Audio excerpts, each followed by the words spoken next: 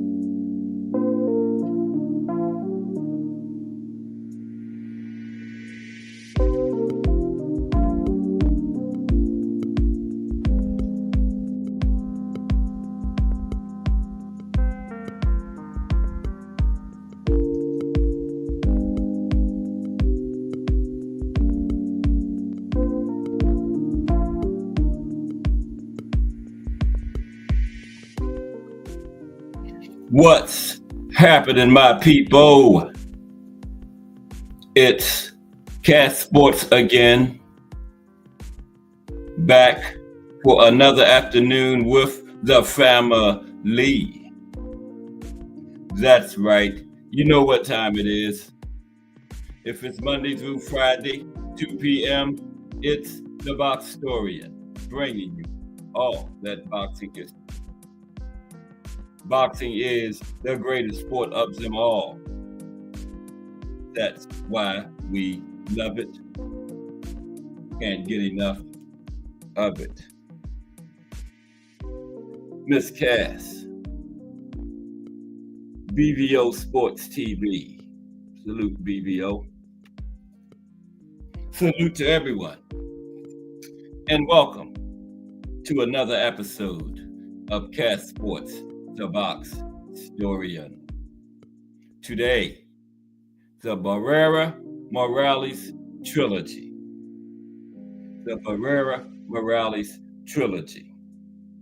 How's the family today? How was the weekend? It's great fights. Moses Itama.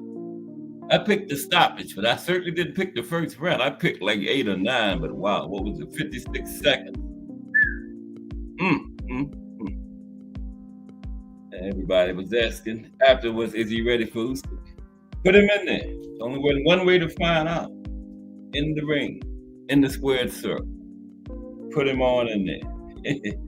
But this is the Monday afternoon edition of Cass Sports, the Boxtorian. We're going to cover another great trilogy today, like we've been doing the last few Mondays.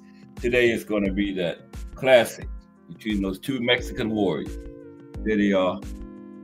Marco Antonio Barrera on the left, Barrera-Morales on the right.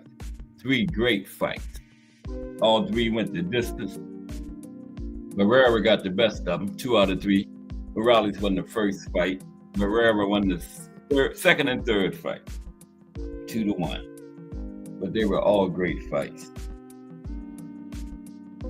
And tomorrow we are going to look at the top 10 fighters in each decade, from 1900 all the way up to the present, 2020 through 2025. Half a decade we're in now. We're going to look at all of them, but it's going to be in 2 parts. Tomorrow is going to be the 1900s to the 1960s, all decades in between, top 10 fighters. And then Wednesday will be the 1970s up to this little half a decade we've had so far. Top 10 fighters in each decade in 2 parts. And then Thursday, we cover another country going around the world in alphabetical order. Thursday will be boxing in China. Ken Saw Love 1 in the building. Salute Ken Saw Love 1. How are you today? How was your weekend? Okay. Friday, we're going to look at the life and career of Roman Chocolatito Gonzalez. Now, I know he's still active, but, he's got he's 1 foot outside of boxing and 1 foot still active. So we're going to do Chocolatito. Then the first Friday of the month, we're still going to do our active fighter. Chocolatito don't count. He's semi-retired. But I heard he had got something coming up in November. But we're still going to look at his life and career Friday. Okay? So now let's move to our fight of the day. There was some great fights. Nick Ball retained his title with a unanimous decision over Sam Goodman and Raymond Ford. I think that was his second fight at 130, and he got the decision over. He got his decision. I keep forgetting the guy's name, but y'all know who it was. Raymond Ford won. And of course, Moses the Tom, 56 seconds. Salute Jarrell Hattie in the building. Yeah, we're going to look at the Barrera-Morales trilogy today, but salute Jarrell. Yeah, Abraham Nova, right? I knew it was going to come to me. No, I cheated. I looked at my notes. Yeah, Abraham Nova. Raymond Ford is 2-0 at 130 now. I think he's ready for getting there with some of the champions at that weight, Mike Rim in the building. What's up, Mike? How are you today? Okay, let's get into our fight of the day. Okay, we start the show out every day with a classic fight. Got a good one today. I know I say that every day, but I really got a good one today. A real good one today. Okay? So now, without further ado, today's fight of the day.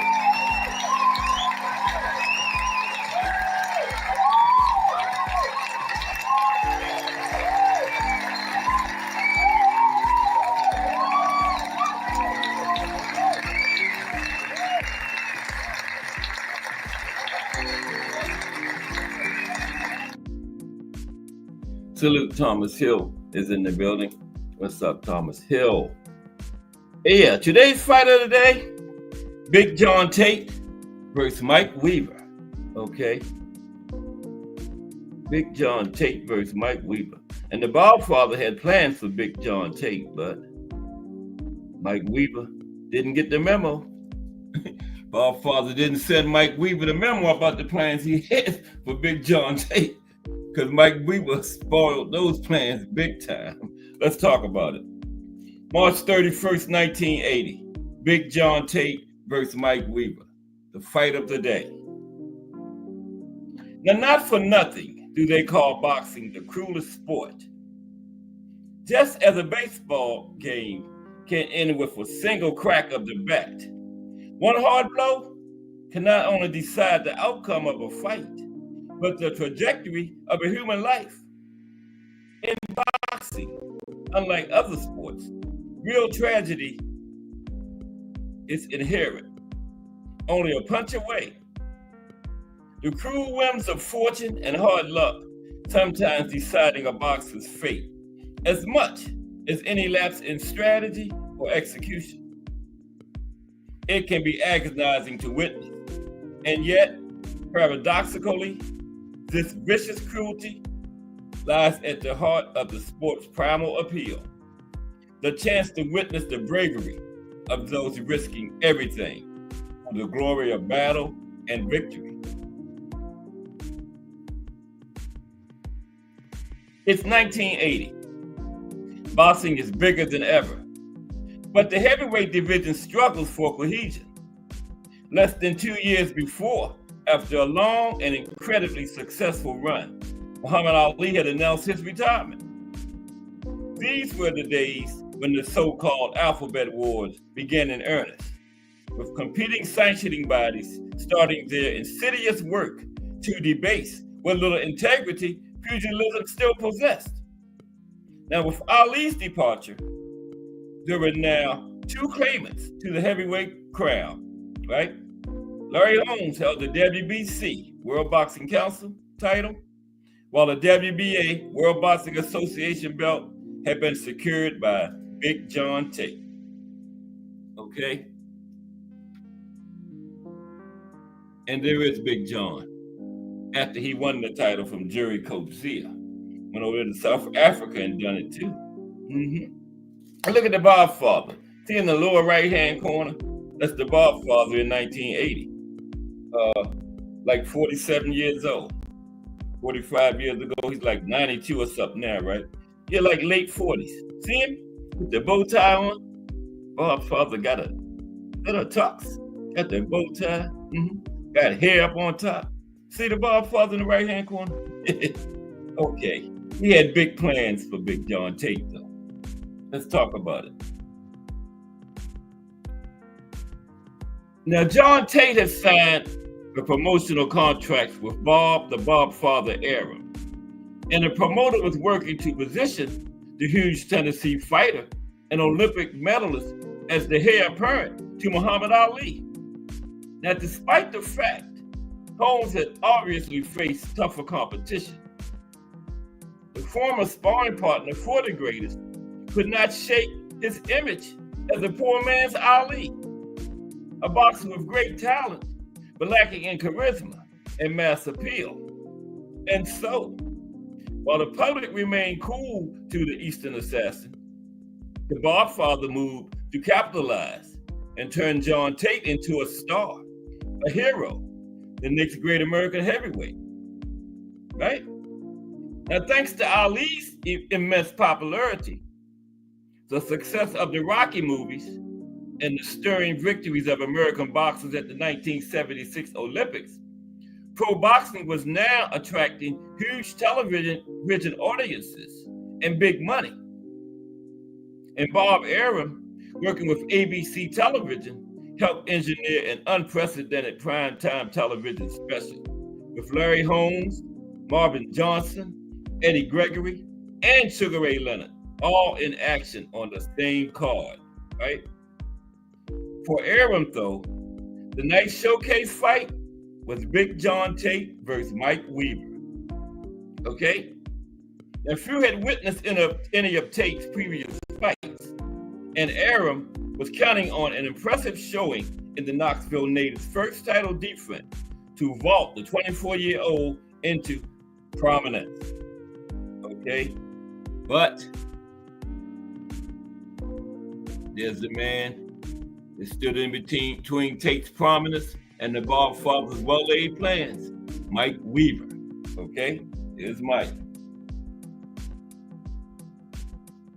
All right. Tate's opponent for this task had been carefully chosen by the Godfather, right? And Mike Hercules Weaver seemed a safe bet.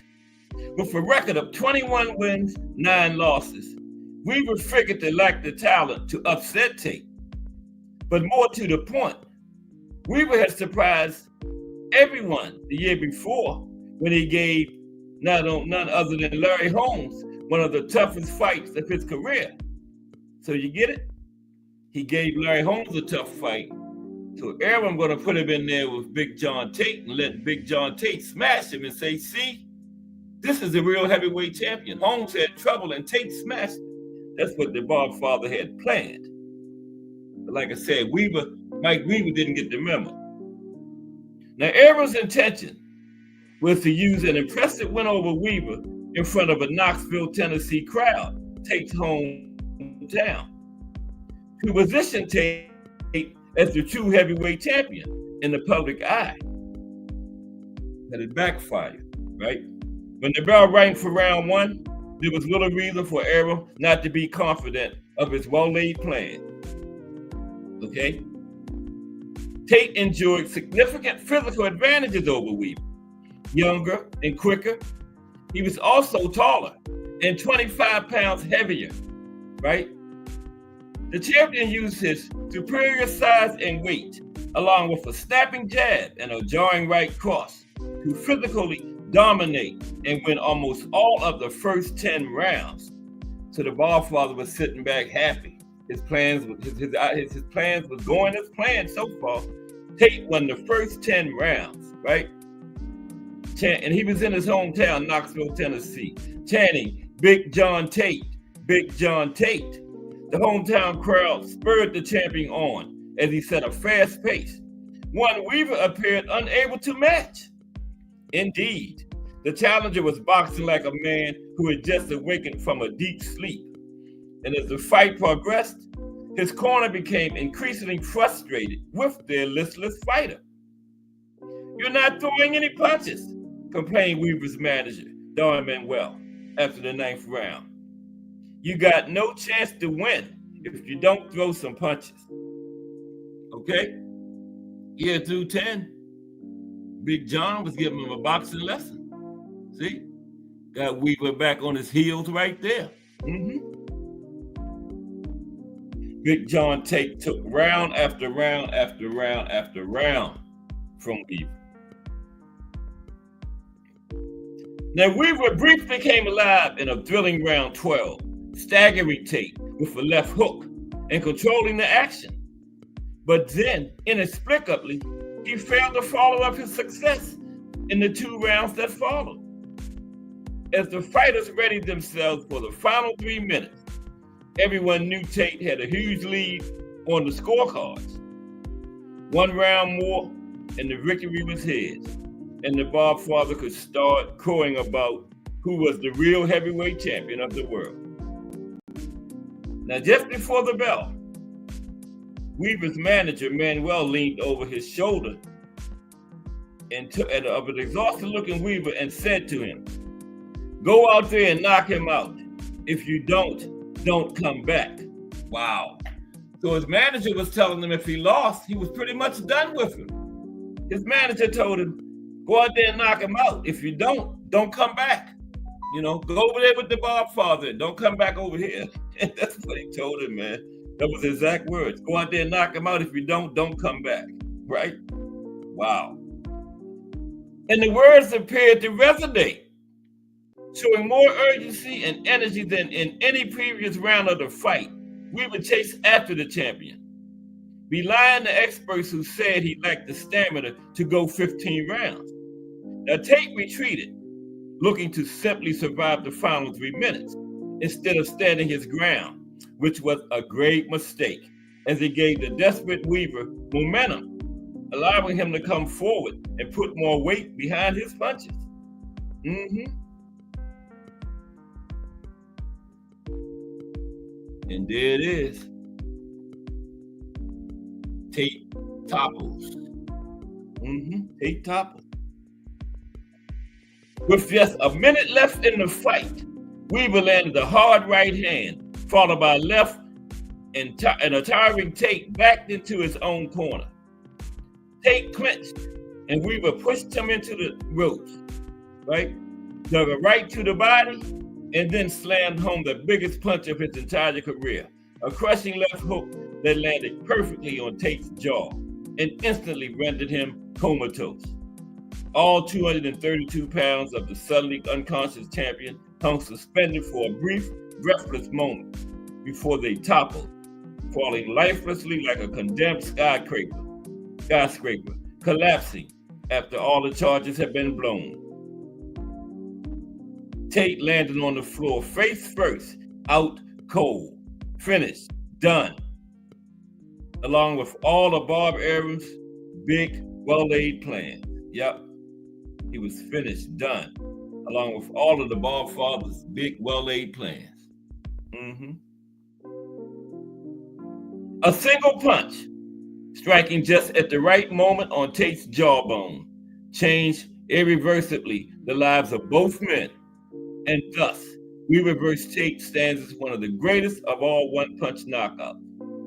The new champion, who had been viewed short months before as a fringe contender, went on to be a force in the heavyweight division for close to a decade, holding the WBA belt for 3 years before losing it in controversial fashion to Michael Dokes.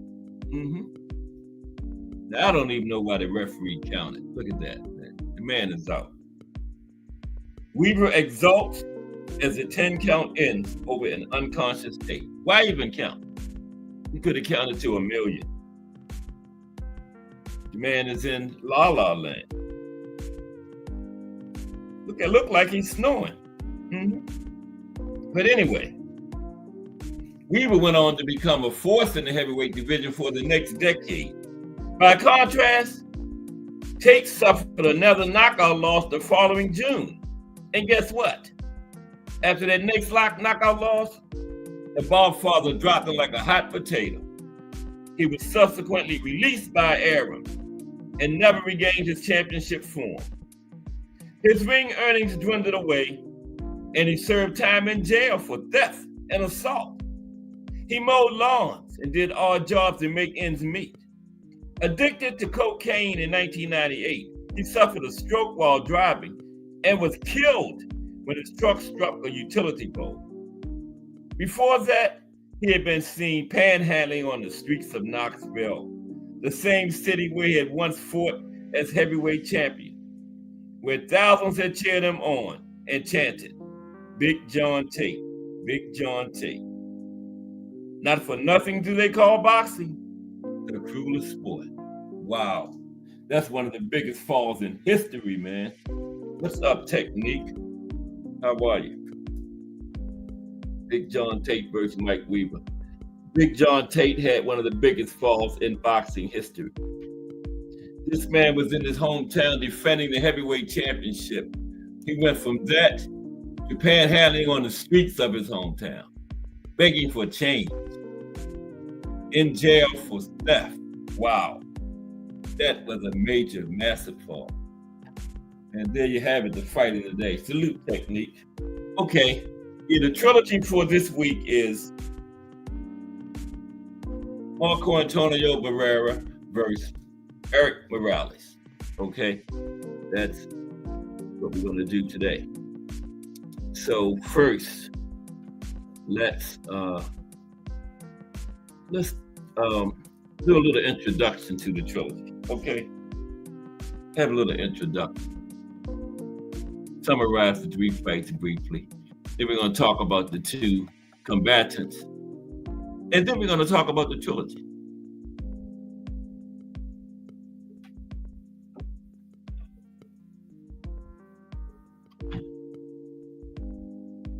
But first, a little introduction.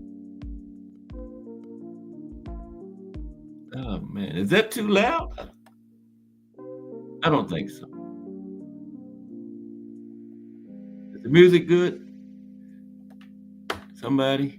Anybody? Everybody? Please. Okay. Yeah, let's talk about this trilogy. First, a little introduction of it. Right quick. How's everybody? It's Monday. How was everybody's weekend? Enjoy those fights. And Tama looked great in there. A lot of people talking about bring on Usyk. I don't know about all that. But hey, only one way to find out. Put him in there. You know?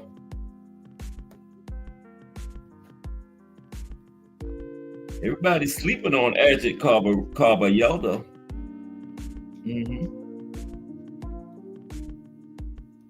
That would be a good test for the youngster. He ain't doing Ajit Carbayel like he did Dillian White, though. No way. Bruce, Just Do Boxing. What's up, Just Do? And Bruce Gas, Boxing, Jazz, and More. 2 heavyweights. Everybody subscribe to Just Do and Bruce Gas. Yeah, everybody in here is. Just Do comes up right after me. That's what I'm warming you up for. That balanced, unbiased boxing talk. Everybody gets to Just Do and Just Do Boxing. I caught Bruce Gas Saturday doing his commentary on the fights. Excellent commentary. Yeah, I was in there for a minute, Bruce. I couldn't comment because I was driving a lot in there, but I was in there. Excellent job by Bruce Gas, Boxing, Jazz, and More. Yeah, no need, right, Bruce? No need to rush him. No need to rush him. Okay, Mexican warfare. Barrera versus Morales. We're going to just take a little introduction to this trilogy, okay? Rivals, enemies, friends. Sometimes fights go beyond boxing.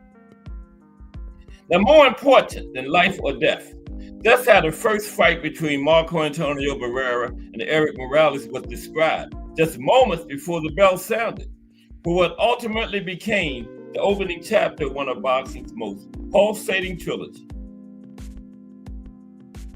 A rivalry that went further than the ring. Mexican national pride was at stake in this thrilling fight series that brought the best out of both men.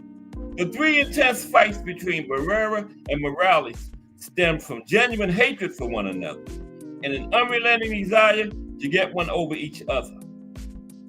But the contest also subsequently cemented each fighter's legacy as Mexican heroes. Barrera was well known as the Mexico City fighter, hailing from an upper class away from any poverty, and was afforded the opportunity to attend law school. In the squared circle, he was the shorter puncher who enjoyed intelligently mixing it up in close quarters. Okay? Now, Morales grew up on the rough streets of the Tijuana ghetto.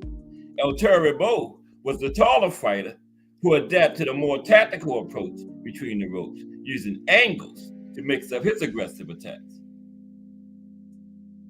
This collision was the result of 2 boxers from distinctly different backgrounds. The backdrop of a built-up class war with regional rivalry proved just how potent this conflict had become. They were never going to get along. Some fights just mean more than others. These were 3 such encounters. Okay, let's sum them up real quick before we get started on this trilogy. Oh my goodness. I done messed up the display. Okay. We'll get it together though. Barrera versus Morales 1, February 19th, 2000.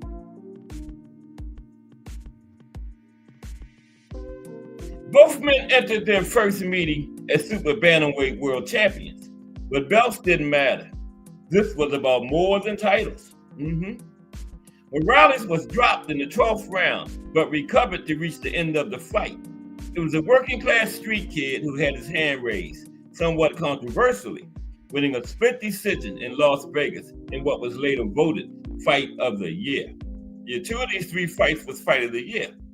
Then we had Barrera versus Morales 2, June 22nd, 2002. Okay, take a quick look at that. Now, a press conference brawl between the pair reignited the tensions ahead of the rematch back in Sin City. Redemption was gained as Barrera prevailed by unanimous decision, inflicting Morales his first ever career defeat. The result was again brought into question. There had to be a third fight. There just had to be. Okay? Barrera versus Morales 3, November 27th, 2004. Just had to be a third fight. Cam J Network. What's up, Cam J Network? I know everybody's in here subscribed to Cam J too. Excellent channel. Yeah. He does Sundays after the fights. It's excellent recap of Saturday's action. And then Wednesdays, I believe it's 6:30, he's on. You might catch Cam J at any time, man. Just an excellent channel, man. Young brother doing his thing over there. And when I'm in there, he gives me nothing but the utmost respect. Salute to the Cam J Network. Doing big things, Cam J. Keep up the good work. Okay? So, yeah, we're just taking a brief look at the fights before we go deep into them. Now, Barrera versus Morales 3 was November 27th, 2004. Okay? Now, the score needed settling. It was 1-1. Fans craved the rubber match as much as the two fighters desired another chance to trade blows. It was set and fittingly promoted as once and for all. Now, ring bravado meant neither man would give even an inch in what was another slugfest, even when Morales sustained a broken nose. Now, the 11th round was voted round of the year after both men gave everything their bodies could physically withstand. Barrera again triumphed, this time by a majority decision. I did this fight to show all boxing fans that this is what boxing is all about, declared the winner in the aftermath. And I think this one got Fight of the Year too. We had 1 and 3 got Fight of the Year. Perro, sir. What's up, Perro, sir? I knew Perro was coming through today. See these two great Mexican warriors in this trilogy, man. Marco Antonio Barrera, ERIK Morales. Yeah, we just summed them up real quick, Perro, sir. Now, HBO's Jim Lampley encapsulated perfectly this trilogy, stating, what these two guys are given to the sport of boxing cannot be quantified. Okay, so now, before we get into it, let's take a look at both of these warriors, backgrounds and everything before we get into the trilogy. Let's take a look at both of these warriors' backgrounds. Okay? Barrera and Morales. Okay? Take a look at the backgrounds. And then we're going to get into it. We're going to get it in. Okay? Yeah, we're going to look at Barrera first, since he's the oldest. I think Barrera is 51 now, Morales is 48. Right, Perro? I think Barrera got Morales about 3 years. Yeah, I think that's their ages now. Yeah. But how's everybody today? How was everybody's weekend? You had a great one. Great fights. Everybody won who I thought was going to win. I picked Itama for the stoppage, but I picked the 9th round. I didn't pick no 50-something seconds in the first round. Damn. Wow. Impressive performance. Yeah.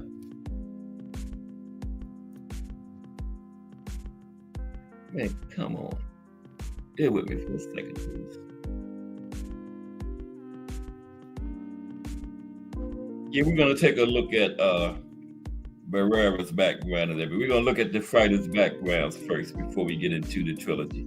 Start with Marco Antonio Barrera. He is the oldest of the two. Cam JC, he's interviewing Scooter Davis Tuesday night at 6 p.m. Eastern Time. All right, Cam J. I'm looking forward to that. Everybody, jot that down. That should be good. Tuesday night, 6:30 p.m. 6 p.m. Cam J interviewing Scooter Davis.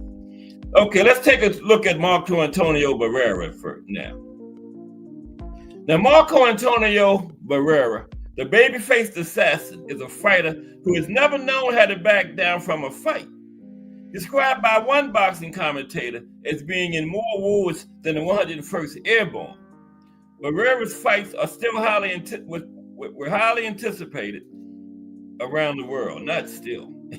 Were highly anticipated around the world. Now, he started out young. He made his first pro fight at the age of 15. He lied about his age, saying he was 17, knocking out his opponents within 2 rounds. Now, Barrera fought 5 more times, beating all his opponents before his age was discovered, to which he said, I was like, what? Do you want me to go back now? I've already knocked out 5 adults. His response was pretty self-explanatory, and throughout his early career, he tore through opponents, one after the other. His 3-fight saga against his fellow Mexican, Barrera-Morales, is one of the best trilogies of modern times, standing alongside those of Leonard Duran, Holyfield Bowe, and Gatti Ward, which we did last week. Gatti Ward, yeah. Now, he became notorious after the amazing series of fights with Morales, and British fight fans will remember his destruction of Prince Nassim Ahmed in 2001, which went a long way to ending the Prince's career. Sure did. A come-forward fighter, Barrera really has a fight taken to him.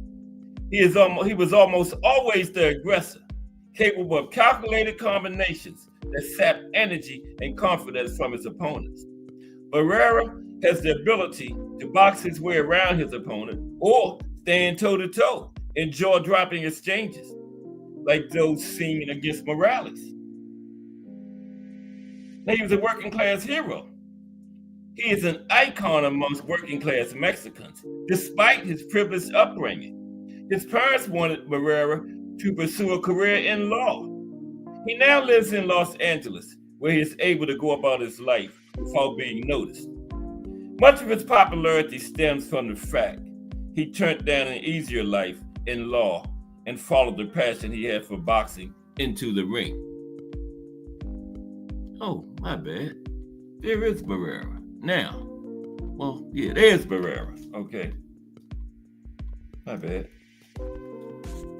Now, Barrera had a very impressive amateur career with a record of 60 fights and 55 wins before making his move into the world of pro boxing at the tender age of 15, remember? Now, the first 7 years of his pro career were spent learning his trade and picking up titles such as the Mexican Super Flyweight title and the North American Boxing Federation Super Flyweight belt, NABF. What's up, Al Booker? How are you today, bro? Salute, Al Booker in the building. All right. Morales, Barrera today, Al Booker. Now, Barrera first captured a major title after defeating the WBO junior featherweight champion, Daniel Jimenez, in 1995. He went on to defend this title 4 times that year. Then came the fight that had many in the boxing world hailing Barrera as the next Julio Cesar Chavez. Barrera's fight against Kennedy McKinney was the first of many wars that Barrera would be embroiled in throughout his career. The two slugged out the contest, with McKinney being knocked down 5 times to Barrera's 1. Barrera finally managed to stop McKinney in the 12th round of the fight, earning the respect of the wider boxing public and all those in his weight division. Okay? Now, after his brilliant performance in the McKinney fight, Barrera faced the quick and agile Junior Jones. The fight started brightly for Barrera, and he led after 4 rounds. However, in the 5th round, Jones hurt him with a powerful combination and floored him.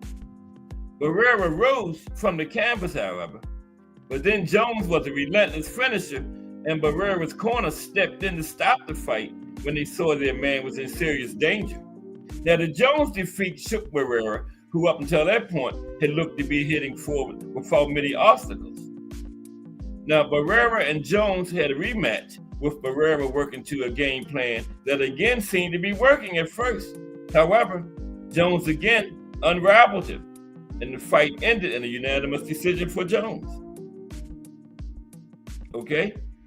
Now, the Jones fights made him change his style and attitude. Before the Jones defeat, he had been known as a hard hitter. Afterwards, he focused on boxing his way around quick opponents and not getting caught with damaging shots. He regrouped with 3 knockouts and claimed the WBO featherweight title from Richie Winter. Then, in February 2000, came the first of his clashes with ERIK Barrera-Morales. The start of a saga.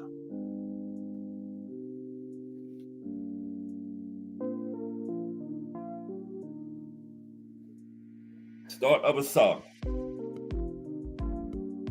Okay?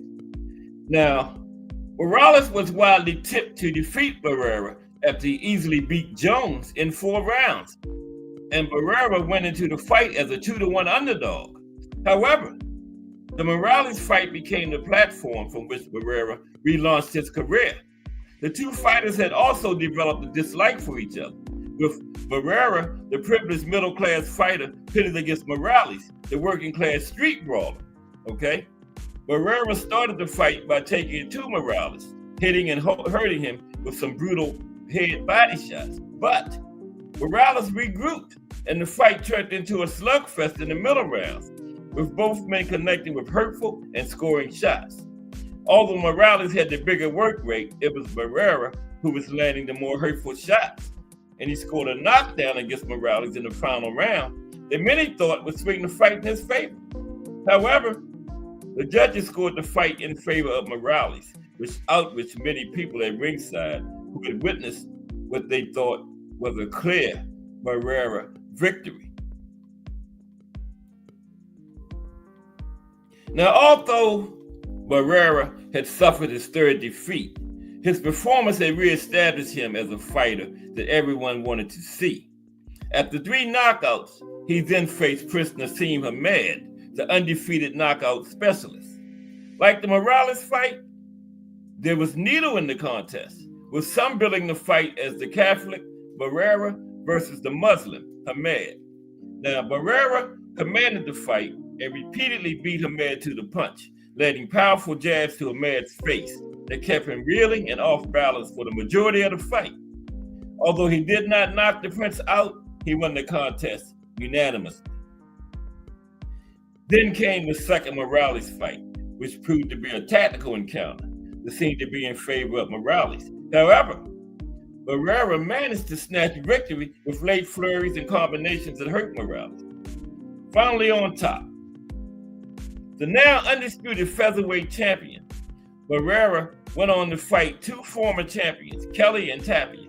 He defeated both fighters and looked to have finally established himself as pound for pound one of the best fighters in the world. However, Barrera then faced Manny Pac-Man Pacquiao, the powerful puncher and awkward fighter. Barrera was defeated in a contest that the Pac-Man dominated, consistently beating him to the punch and stopping Barrera in the 11th round. Now, Barrera had looked out of sorts against the Pac-Man, and many again ruled him out as he went into the 3rd fight with Morales. However, once again, he showed his ability, outboxing and dominating Morales in a one-sided fight. After finally defeating and settling the score with Morales, he then went on to fight Rocky Juarez.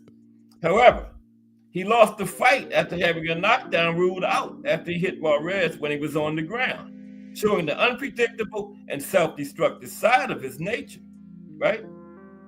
Now, although he was not able to become a 4-division champion, he is with little doubt one of the most entertaining and respected fighters of the modern era, fighting anyone who was put in front of him and recovering after defeats that would have stopped lesser fighters. He confirmed himself in the process as one of the Mexican greats. Okay, let's take a look at Morales, and then we're going to dig into this trilogy, deeply into it. But let's take a look at El Terrible right now. Okay,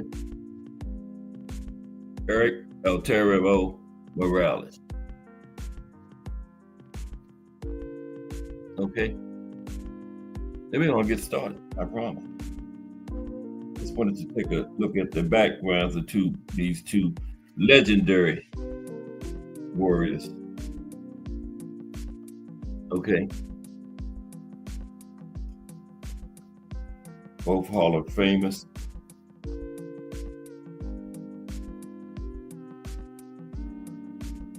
Got a big week planned though. Tomorrow and Wednesday, we got 2 parts. The top 10 fighters from every decade, from 1900 all the way up to 2025. Okay? We're gonna do this little top 10 fighters in this little half a decade we went through so far. Okay? Okay, let's take a look at El Terrible. Mr. El Terrible now. I think we are. Yes, we are. Here we go. Okay. Okay, let's take a look at Morales and then we're going, wow, 21 likes already? Damn. Man, appreciate it. Mexican boxing champ, ERIK El Terrible Morales. Here he is. That's him up there on the screen there. Now, the ring alias El Terrible that ERIK Morales went by during his decade-long boxing career could have been somewhat misleading, as he was anything but terrible. He was a child when he first picked up a pair of soccer cleats, but he quickly learned he didn't have the passion for that sport. He then tried his hand at basketball, but he realized he wasn't cut out for that either. Then the young Morales follows his father, a retired pro prize fighter, into boxing. 9 years and 61 pro fights later, Morales is the only Mexican fighter in boxing history to win multiple world titles in 4 different weight divisions. He is ranked 49th on ESPN's 50 Greatest Fighters of All Time and is recognized for his courageous and bloody pair of trilogy fights with fellow countryman Marco Antonio Barrera and Filipino superstar Manny Pacquiao. Despite coming up short in both trilogies, Morales' gutsy performances won him the admiration of countless boxing fans and cemented his legacy as one of Mexico's finest fighters of all time. Okay? Man, that's enough. Going. Display. That's the one I want right there. Yeah. Now, I had the opportunity to have important fights against Barrera, Pacquiao, and other great fighters, said Morales.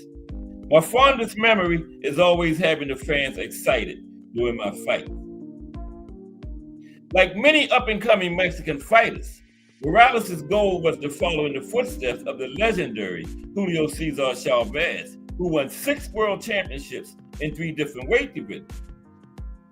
When I was a child, I would always hear that no other fighter like Julio Cesar Chavez would ever exist who has world titles in 3 different weight classes, said Morales. That motivated me to obtain his record and then to break it. He did too. Morales' rise to boxing superstardom all started in the rough confines of La Zona Norte, a Tijuana neighborhood known for its brothels, prostitution rings, and drug trafficking. Man, that sounds like West Baltimore.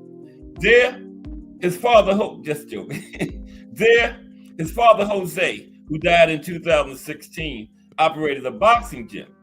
Jose served as ERIK's chief trainer during his career. Now, boxing was natural to me, said Morales. My father taught me. He taught me with lots of hard work and very detailed work how to fight. That allowed me to be in a boxing ring and do things in there with ease.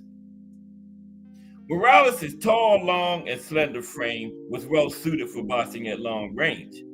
Now, despite knowing how to use his reach, range, and skills, Morales oftentimes reverted to matching opponents punch for punch, engaging in bloody brawls and exchanges. Now, throughout though not always wise, it was an exciting fighting style that endeared him to boxing fans. Yes, it did. Morales admits, however, that the hardest fight he faced throughout his career wasn't against any of the opponents in the ring, but against himself. Morales' battle with making weight before fights, especially in the lower weight divisions of 122, 126, 130, and 135 pounds, were always an issue for the taller fighter. Before fights, Morales would dehydrate his body so that he would weigh in under the fighting limit and then rehydrate himself after to be ready to fight. It was a lot easier effort. It was a lot of effort at 126 to 130 pounds, Morales said. At 135 pounds, I could barely manage. At 140 pounds, I didn't have to kill myself in the gym trying to make weight, but I was past my prime by then. Morales' brightest moment would come in 2005 when he defeated Pacquiao by unanimous decision. His career, however, would falter soon after, losing 7 of his last 11 fights. I believe that decompensation that I dealt with was what cost me. But at the end of the day, it was all about my hard work and battle against myself to make weight and be in shape, Morales said. The wear on myself was a lot in comparison to other fighters. After a successful and illustrious career, Morales retired in 2014 with a record that included 52 wins, 36 by knockout, and 9 losses. Morales' legacy was cemented with his induction into the International Boxing Hall of Fame. It was a legacy built upon a tenacious fighting style driven by an attitude of merciless contempt for his opponents. In addition to battering his opponents, the tough kid from La Zona Norte was never far from launching verbal insults or taunts toward his greatest rivals. The satisfaction was really worth it all, said Morales, reflecting on his career. It was worth it because before Juan Manuel Marquez and Marco Antonio Barrera, it was ERIK Morales who came into the scene and razzed through everyone. Okay, so now let's get into this trilogy, okay? Barrera versus Morales. Trilogy today. Okay. Fight number 1. Of course, it's first. Right? We wouldn't start with 3. Yeah, fight number 1 is first.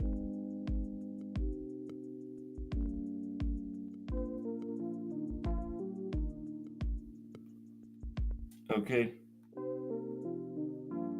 Get this going. I need an assistant. Anybody need a job? Minimum wage, $2 per hour. Okay, you're only working 2 hours a day. Okay, Morales versus Barrera 1, an all-time great war. I mean, an all-time great war.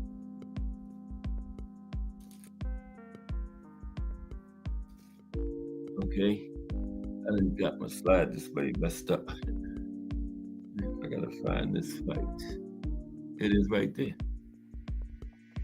Yeah. Is that the same picture I just had up there? Mm-hmm.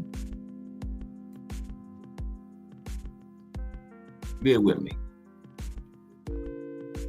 There it is. We gotta have this right. There it is right there. Come on. Bear with me, please. I'm sorry. Nope, that's not it.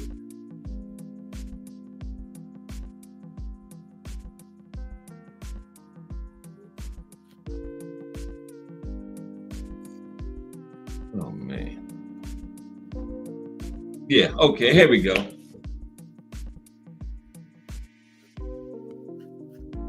Okay. Barrera versus Morales 1.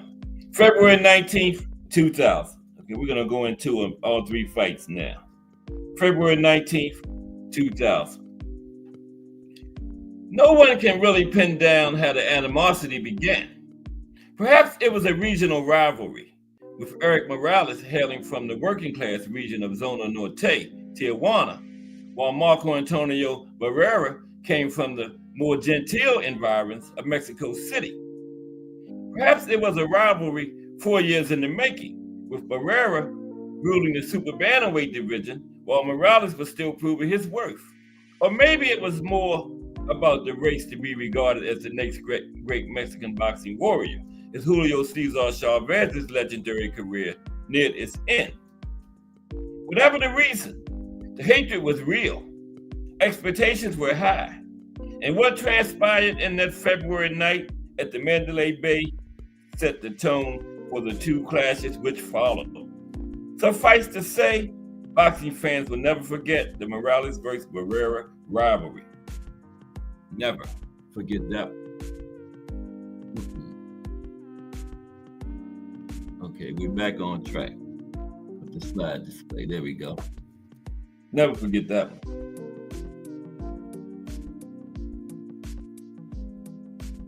In the mid-90s, Barrera was making his mark as one of the greatest Mexicans to ever fight in the lower weight divisions. He had won the WBO super bantamweight title by defeating Puerto Rico's Daniel Jimenez and had defended the belt 8 times, including a memorable war against Kennedy McKinney in the first ever broadcast of HBO After Dark. His undefeated streak was halted when he lost to Junior Jones in a fight where Barrera was soundly beaten. He would also go on to lose the rematch to Jones 5 months later. Once hailed as a heir apparent to Julio Cesar Chavez, many viewed Barrera as a fading champion following his losses to Jones, thus making him the clear underdog going into the Morales fight. Meanwhile, Morales was the reigning super bantamweight champion, the same title Barrera had defended until he ran into Junior Jones. The 23-year-old Morales quickly climbed up the rankings, demonstrating strong boxing acumen and power, as well as the viciousness to make use of both. He had amassed a record of 35 wins with no defeats, including an 11-round dismantlement of Mexican great Daniel Zaragoza, and a 4-round, this is significant, a 4-round beatdown of Junior Jones, who was Barrera, who had beat Barrera twice, right? A 4-round beatdown of Junior Jones. Morales had accomplished. Okay, that was significant. Now, at the opening bell, Barrera started out aggressively, holding his ground in the middle of the ring, knocking Morales back against the ropes with body shots and hard combinations, topped by a fierce left hook. Forced on his heels, his back pinned to the ropes, Morales fought fire with fire. It was 3 minutes of hectic action, and when the bell rang in the first round, the fight had already lived up to everyone's expectations, and that was just the first round, okay? First round of 36 rounds these two fighters shared altogether. Now, in the rounds that followed, Morales proved an easy target as Barrera punished him with 1-2 combinations upstairs and heavy body punches. Morales tried to use his boxing skills, but it wasn't long before he was engulfed in a straight-up power punching slugfest. This was championship boxing, Mexican style. 2 macho warriors putting it all on the line as the fans went crazy. The seesaw action culminated in a dazzling 5th round that would later be crowned Round of the Year by Ring Magazine.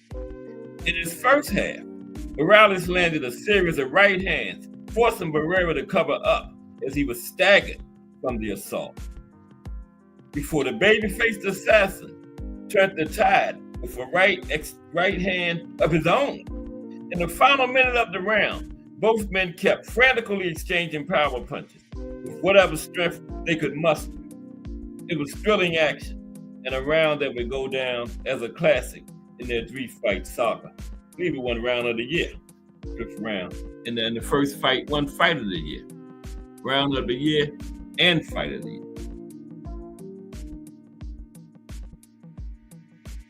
Okay? In the rounds that followed, Barrera, seemingly losing some steam, still managed to keep the pressure on, landing the harder blows, while Morales stayed more active and connected with crisper, more eye-catching combinations. Now, early in the 9th round, a hard left hook from Barrera hurt Morales. He retreated before gathering himself and rallying back with a combination that left a cut under Barrera's eye. He had been going on to dominate the second half of the round, and overconfident Morales lunged in with a right hand, only to be met with a devastating three-punch combination from Barrera. Luckily for Morales, the bell sounded to end another action-packed round. Okay, take a drink real quick. I was getting excited. Now I've seen all three of them plenty of times. I was getting pumped up just reliving them. Okay, so that was another action-packed round, right? Now, dead even going into the championship rounds, both fighters emptied their arsenals of everything they had left. Morales continued to land thudding right hands, only to be countered with hard left hooks from Barrera. By now, the sustained violence was taking a visible toll as the visages of both men were misshapen and swollen.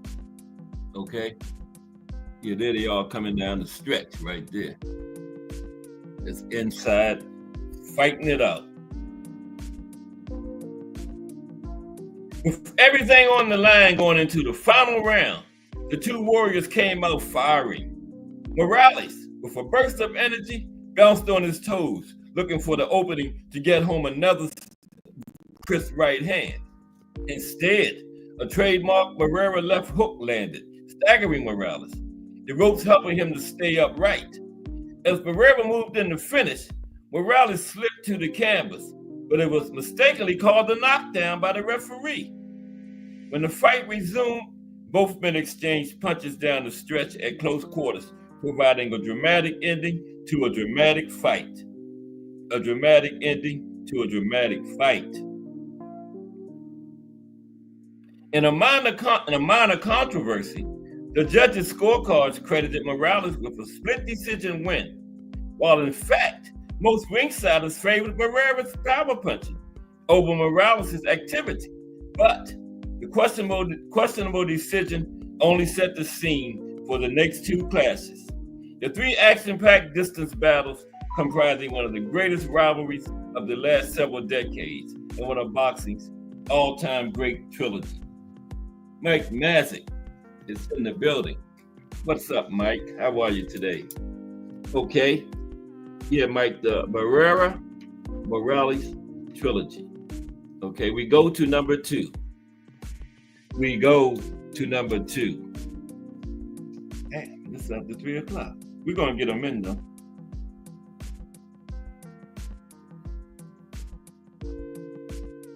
Okay. We are going to get them in. Okay, let's go to the second fight. Yeah, this thing was acting up like 1:45. I hope it's right there. Okay, check that off. I got like 10 things on here. We got some other stuff too. Time permitting, we're gonna look at the top Mexican boxers of all time, since we're on these two great Mexican warriors today. Okay, we're gonna look at the greatest Mexican fighters of all times after this.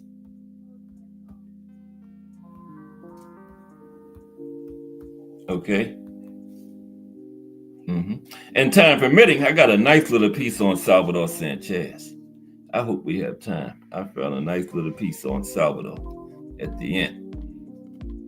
Now, I'm not saying I got him as the greatest, but I just got a nice little piece on him. Okay? Man, I knew it was going to do this. I got to get my other thing. Yeah, you piece. Bear with me for one moment. Oh, I got the wrong thing anyway. There we go, right here, man. Already just bear with me for a moment. I'm all organized. Cass?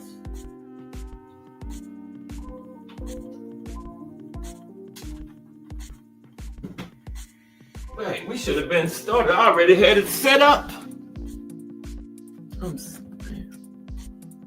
Told y'all I'm old. Let's go. Barrera-Morales 2. Okay. Let's get that going. Get out of here.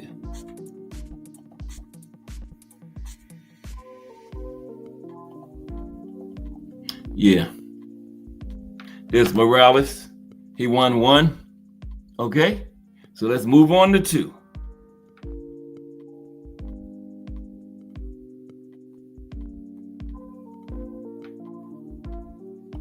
Okay.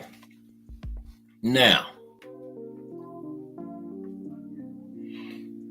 Marco Antonio Barrera versus ERIK Morales 2, billed as For Honor and Pride, was a pro boxing match between then 3-time super bantamweight and reigning lineal featherweight world champion Marco Antonio Barrera and WBC featherweight world champion ERIK Morales.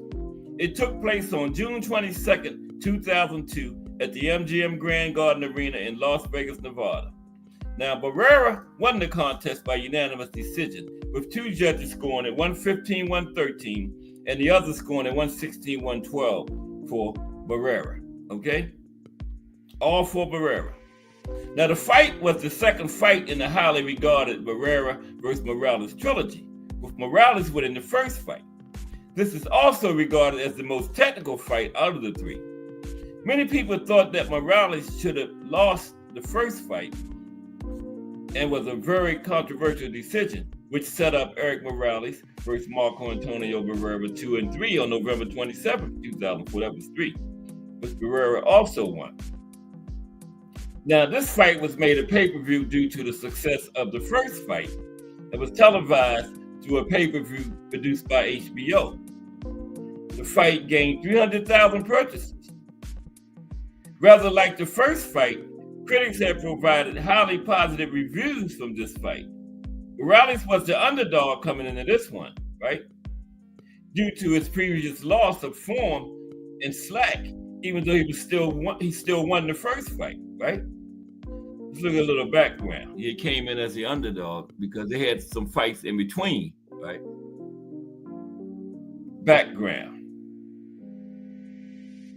Now, Barrera had been the WBO super bantamweight champion in the mid-1990s.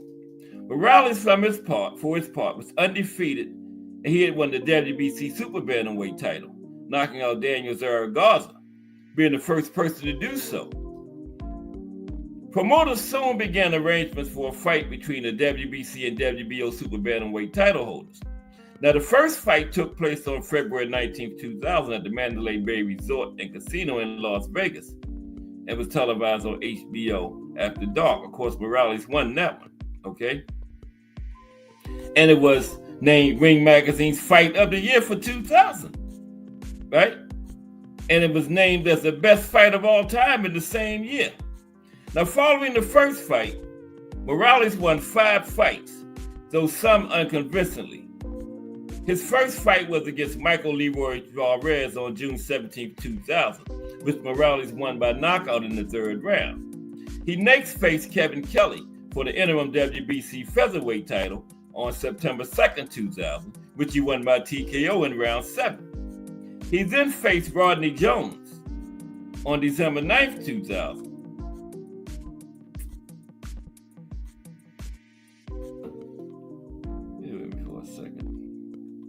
He then faced Rodney Jones on December 9, 2000 and defeated him by first-round knockout. As the interim champion, he faced the reigning champion Guti Espados Jr. on February 17, 2001. He won this fight by unanimous decision, thus becoming the WBC featherweight champion. His first defense came against Jin Chi on July 31, 2001, which he also won by unanimous decision. Now, although Barrera lost the first fight, Morales moved up to the featherweight division. Therefore, Barrera was reinstated as the WBO super bantamweight champion and also had 5 fights between the first 2 fights between those two. The first of these was a title defense against Luis Freitas on June 17, 2000, the same night as Morales had his return fight also. So the first fight after fighting each other was on the same night, right? Now, Barrera won his by knockout in the first round. His second defense was against Jose Luis Barrera on September 9th, 2000, which he won by 6-round TKO.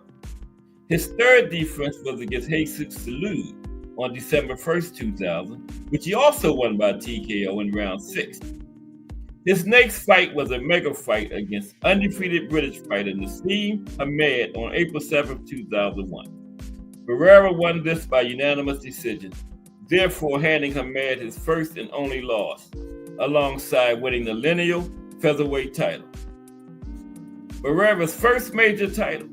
His first defense of that was against Enrique Sanchez on September 8, 2001, which he won after Sanchez retired at the end of round 6. Okay, so now let's look at, that's what they both did in between the first two fights.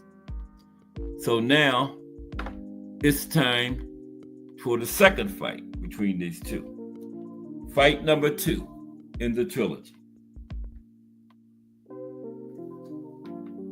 The fight was considered the most technical of the three Barrera-Morales fights. Now, Morales constantly pressed forward and dominated much of the first half of the fight, clearly winning at least 4 of the first 6 rounds. He was cut on the bridge of his nose in the second round and cut and swollen over his right eye in the 8th. However, he punched Barrera to the canvas during the middle rounds, but this was correctly called a slip.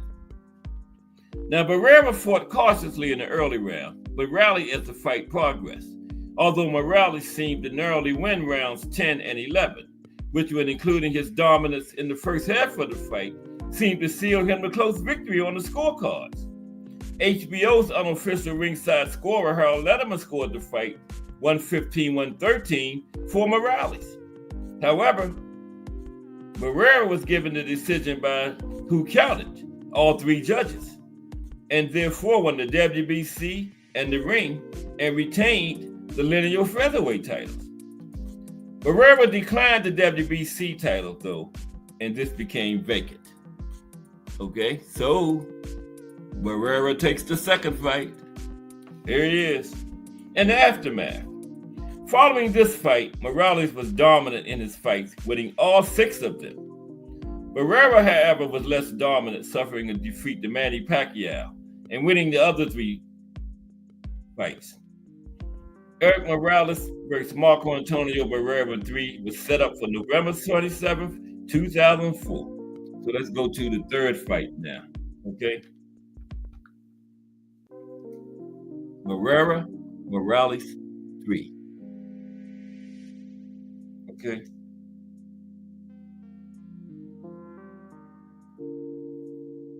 I wouldn't be so lucky. No, don't do that. I didn't have that one set up, but it'll want to take a second. But how's everybody? We go ahead and look at the third and final fight of the trilogy.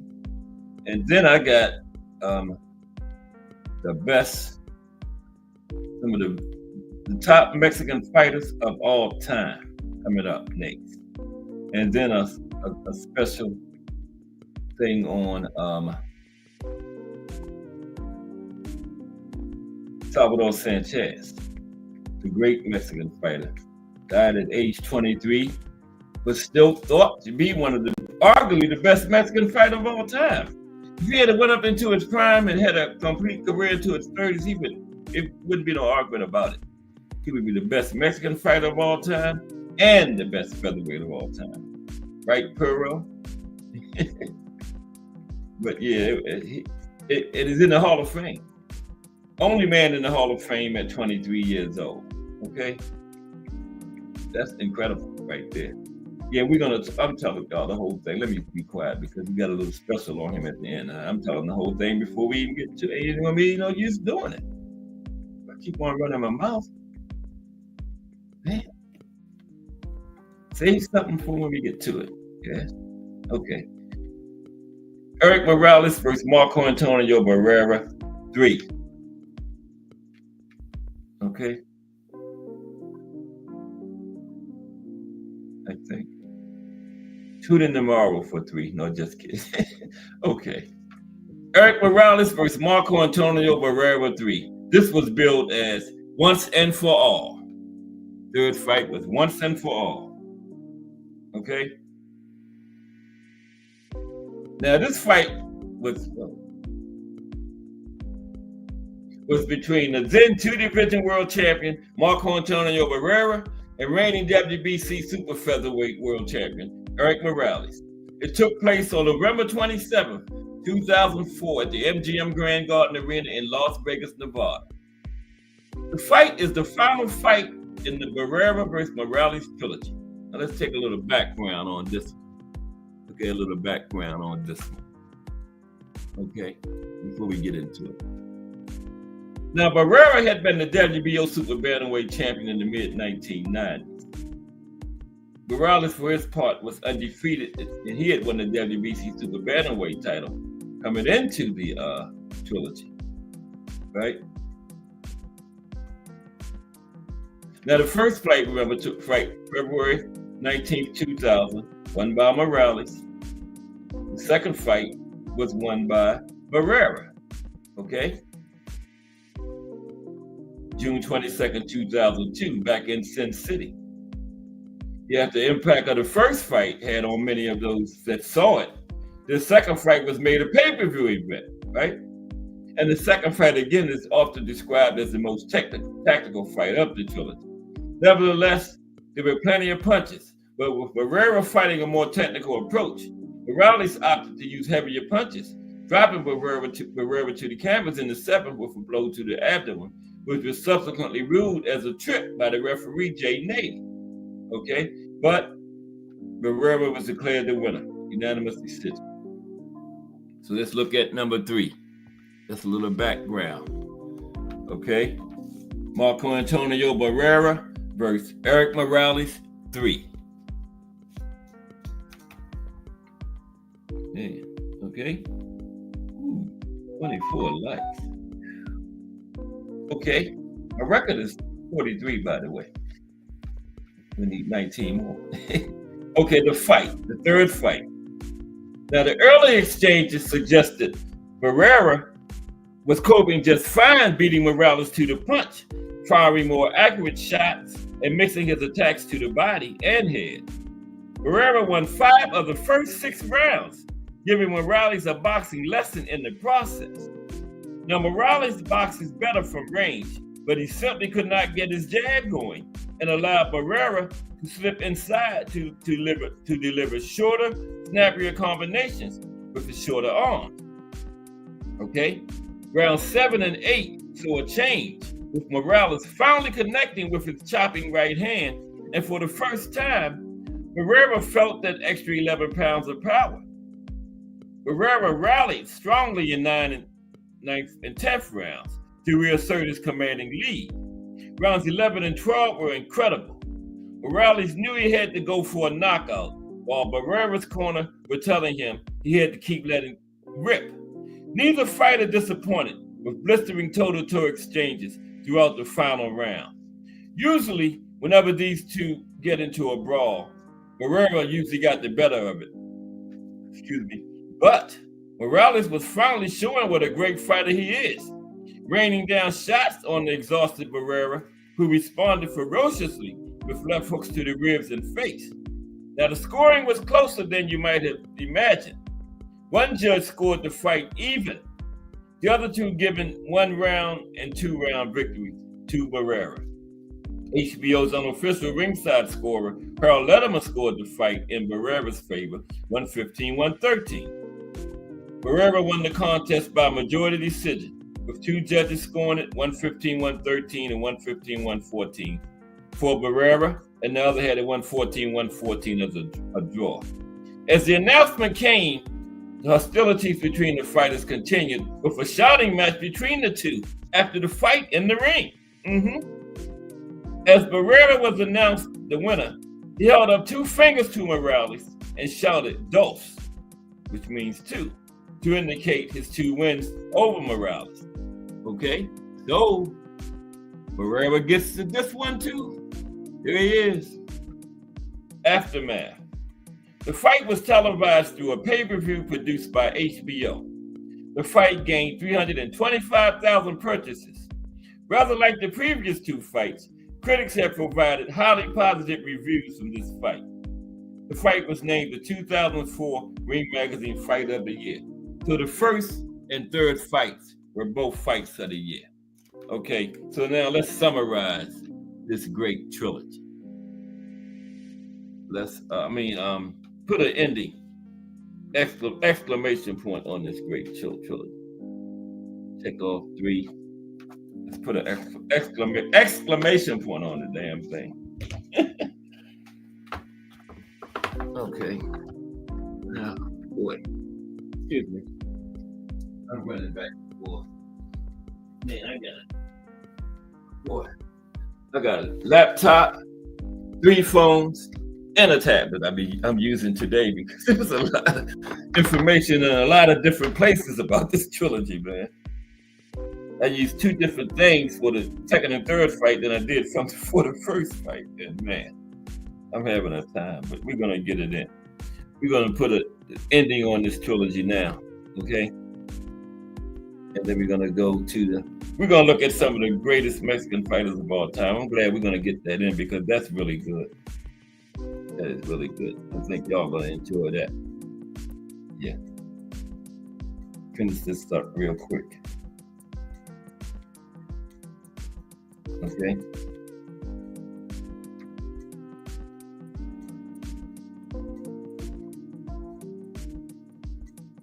Little summary on the trilogy, and then we're gonna talk about some of the 12 of the best Mexican fighters of all time.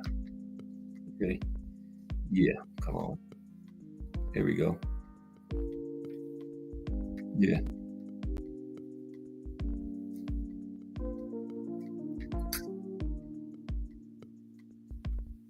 Here we go. Okay, now sum up this trilogy. All right. And let's go back to what Jim Lampley said about it, right? Like Jim Lampley said, HBO's Jim Lampley, like I said before, encapsulated the trilogy perfectly, stating, what these 2 guys have given to the sport of boxing cannot be quantified. Now, in spite of the savage nature of the 3 ring battles and lingering distaste that hung over each meeting, the endeavors over 36 rounds of hostility forged the bond between the pair, ultimately leaving past contempt behind to thankfully become friends later in life. Yep, he sure did. To become friends later in life. Here they are. It was a sporting rivalry that unfortunately got personal. But in the end, what people remember us for are those great fights that we gave to the sport, outlined Morales, reminiscing on his legendary rivalry during retirement. Now, their ring styles and upbringings were completely different, producing a contrasting clash deriving from personal malice. But they shared a single common factor, a strive for success at the expense of the other. The turn-of-the-century rivalry widened divides and proud national followings, but today it brings fans together. Boxing demands respect. It's earned through battle. No matter how personal a rivalry gets, initially fueled by their disdain for each other, Barrera and Morales ultimately gave the boxing world an unforgettable trilogy. Their rivalry went further than the ring, but time has healed the wounds, and their connection has lasted beyond the boxing ring. There you have it. The Barrera-Morales trilogy. Okay, so let's look at some of the greatest Mexican boxers of all time now. Okay, we got some time. The greatest Mexican boxers of all time.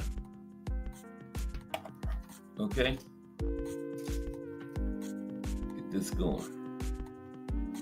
You'll be starting another week of boxing history. Tomorrow is going to be the top 10 fighters in every decade from 1900 all the way up to the current decade, the 2020s. We're going to do the top 10 for this half a decade we're in now. And it's two parts. Tomorrow is going to be 1900 to the 1960s. And then Wednesday is going to be the 70s to now. Okay? We're going to look at the top 10 fighters of every decade from 1900 up to 2025.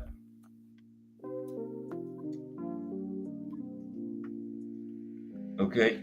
But right now, we're going to look at some of the greatest Mexican boxers of all time, since we had these two great legendary Mexican warriors today, Erik Morales and Marco Antonio Barrera. Let's get into that. I got pictures too. You know I got pictures. We're going to go from 12 to 1. This number 12, Baby Casanova. Let's get into it. Top 12 Mexican fighters of all time. Number 12, Rodolfo Baby Casanova. While Baby never won a world title, he more than held his own in one of boxing's most competitive eras, amassing 81 wins and scoring wins over, among others, Kid Azteca, Baby Arizmendi, Juan Zarita, and Freddie Miller. And guess what?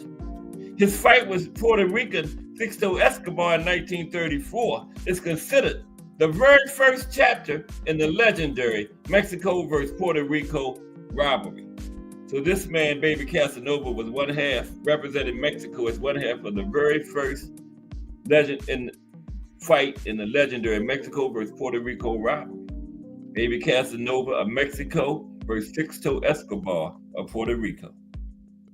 Number 11.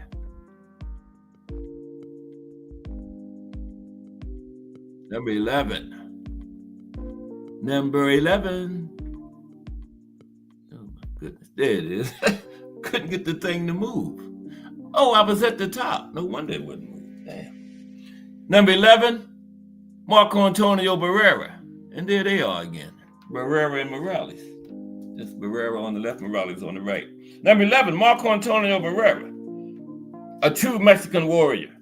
El Barrita won world titles in 3 different weight classes, coming back from defeat to assert his greatness with wins over Kennedy McKinney, Nassim Hamed, Paulie Ayala, Erik Morales, Kevin Kelly, and Johnny Tapia. Going from 12 to 1. Number 10, Erik Morales. These are the top 12 Mexican fighters of all time. Erik Morales. Crush the legend. What's up, Crush? Oh, Crush been in here a long time ago. Did I? Oh, wait a minute. I don't think so. It is Crush. Yeah, well, salute, Crush. Man, Crush was on one this morning. Didn't see the show this morning. You got to watch the replay. Excellent, great show, man, this morning. We'll Crush the legend. Wow. Good as his show is. He outdid himself this morning, man. Woo-wee. I'm going to watch it again. Yeah, check it out. Yeah. Crush the legend, 9 p.m. Monday, 9 a.m. 9 a.m. Monday through Friday. I think you come on at night too. Yeah. I don't know the exact time. I think 11:30 or something. Grumpy OGs. But definitely 9 a.m. in the morning. Yeah. It was a great show this morning, Crush. Yeah. I was high-fiving the phone. Okay. Number 10, Erik Morales. Okay. The first Mexican boxer to win world titles in 4 different weight classes. El Terrible defeated 15 world champions, including Barrera, Junior Jones, Daniel Zaragoza, Paulie Ayala, and Kevin Kelly. His decision victory over Manny Pacquiao in 2005 is one of the greatest wins ever by a Mexican fighter. Going from 12 to 1. 12 greatest Mexican fighters of all time. Number 9, great, Finito himself, Ricardo Finito Lopez. Man never lost in his life, amateur or pro.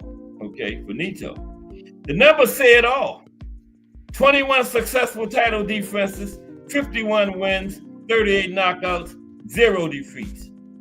An amazingly accomplished ring technician, El Finito would no doubt be higher on this list if he had faced more formidable competition and been in the higher weight classes. He fought at 105 and 108, so that definitely helps Perkson. If he was like welterweight, Finito would be a household name, man. Yes, sir. Still a bad man, though. Finito. Number 8. The great Miguel Cantu. Miguel Cantu. That's Miguel on the left. On the punch there. Miguel Cantu. Regarded as one of the greatest flyweight champions in boxing history. Cantu took the title from Shoji Oguma in 1975 and proceeded to notch 14 title defenses, defeating the likes of Betulio Gonzalez, Lupe Madeira, Martin Vargas, and Antonio Avalar. A slick, defensively gifted boxer, he scored only 15 stoppages and 61 career wins.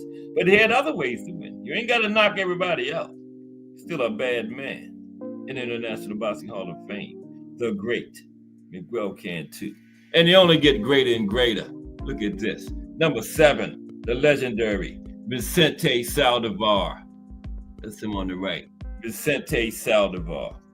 One of the, oh Lord, I done messed my display up. Excuse me, I got too excited. Slow down, kid. Talking about these great Mexican warriors, man. There we go. Vicente Saldivar. One of the greatest southpaws in boxing. Yeah, he was on my top 10 southpaw list too. One of the greatest southpaws in boxing history. Zurdo de Oro owns victories over Ismael Laguna, Sugar Ramos, Howard Winstone, and Jose Legra. The great Vicente Saldivar.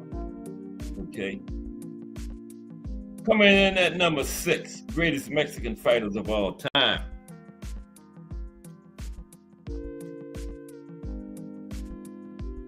Alberto Baby Arizmendi. Oh, wait a minute. I went backwards. Yeah. Saldivar. Baby Arizmendi. On the right. Alberto Baby Arizmendi. Okay. With victories over the great Henry Armstrong and wins of closely contested fights against the likes of Tony Canzonieri, Chalky Wright, Lou Ambers, Sammy Angat, Newsboy Brown, and Freddie Miller, there's no doubt this featherweight world champion is a true Mexican-style legend. Okay, top 5 greatest Mexican fighters of all time now. Top 5. Number 5, the legendary Juan Manuel Marquez. Do I even need to read about Juan Manuel? It just goes without saying. But anyway, with numerous world titles and wins over, among others, Barrera, Joe Casamayor, Juan Diaz, and Manny Pacquiao, Dinamita is a true contemporary great, the legendary Juan Manuel Marquez. Number 4. Oh man. Let me tell you about this guy here. The legendary Carlos Zarate. One of the greatest bantamweights of all time. I got a number 2 behind Ida Joffrey. And one of boxing's most powerful punchers. Zarate won 55 straight before falling to a prime Wilfredo Gomez. His knockout win over Alfonso Zamora in 1977 is one of the great victories in Mexican boxing history. Now let me tell you about Carlos Zarate. This man won his first 25 fights by knockout, okay? Then he won his 26th fight by decision, okay? Then he won his next 26 fights by knockout. He won his first 52 fights, 51 by knockout, Carlos Zarate. Number 3, told you they get better and better. Ruben Olivares on the left. Ruben Olivares, a 3-time world champion with one of the best left hooks in boxing history. El Puas is a legend of Mexican pugilism and one of the greatest bantamweights of all time. Okay, we got 2 left. JCC and Shaba, Salvador Sanchez. Coming in at number 2, well, you could change these around any day. I ain't mad at you. But number 2 today is Julio Cesar Chavez, greatest Mexican fighters of all time. So y'all know who number 1. Boasting 107 wins with 86 knockouts, El Cesar de Boxeo dominated his era, defeating a long list of champions, including Evan Rosario, Tony Lopez, Greg Hargan, Roger Mayweather, and Meldrick Taylor. And number 1, greatest Mexican fighter of all time. Drum roll, please. The legendary, great, excellent, outstanding Salvador Sanchez. Salvador Sanchez. A fatal car accident cut short the career of Sanchez. But during his brief time at the top, he established himself as an all-time great, scoring a series of convincing wins, including wins over fellow Hall of Famers Danny Lopez, Danny Little Red Lopez, Wilfredo Gomez, and Azuma Nelson. There you have it. 12 of the top Mexican warriors of all time. Let's see. Man. I don't think I got enough. I got a long thing on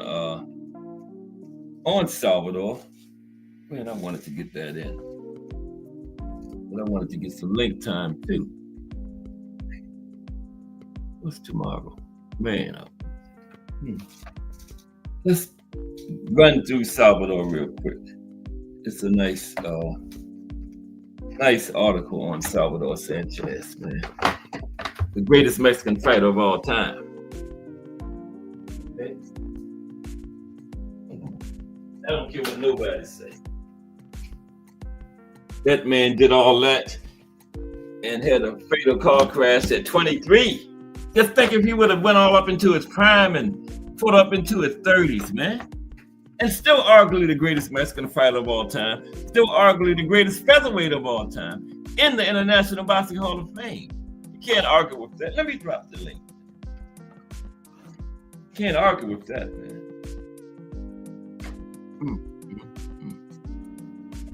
Okay. Where is it? Maybe nobody won't hit it, and then I can talk about Salvador. We only got like, it's longer than the amount of time we got left anyway, so.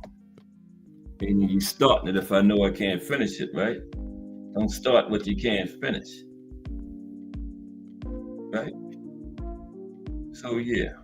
But I'll start it until somebody hit the link.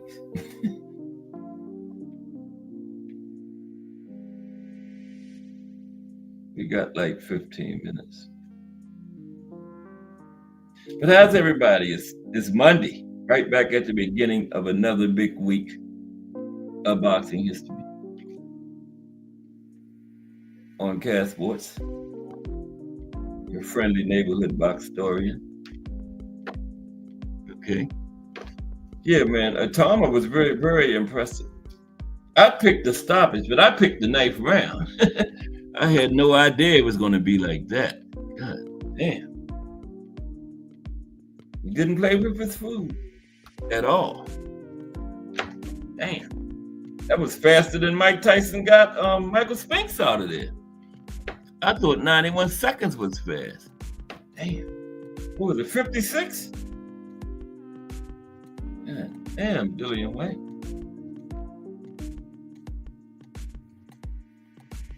No wonder Terry in the chat. She out there in the living room. Yeah. Yeah, you out here. Well, I'm gonna make sure she hit the like now because she over here. My favorite sister-in-law, Terry, is in the living room, y'all.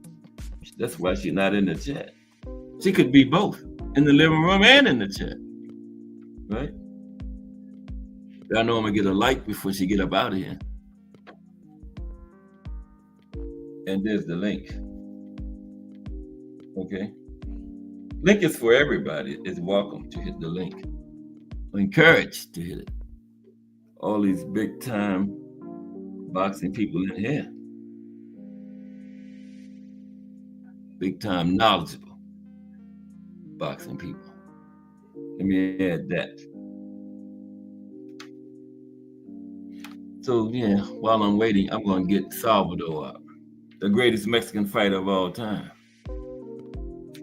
Okay, it should be up. Oh, it should be up. Let me see.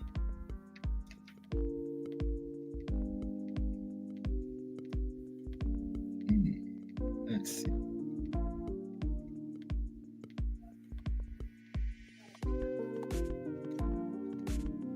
Okay. Yeah, this thing on Salvador Sanchez, the greatest Mexican fighter of all time.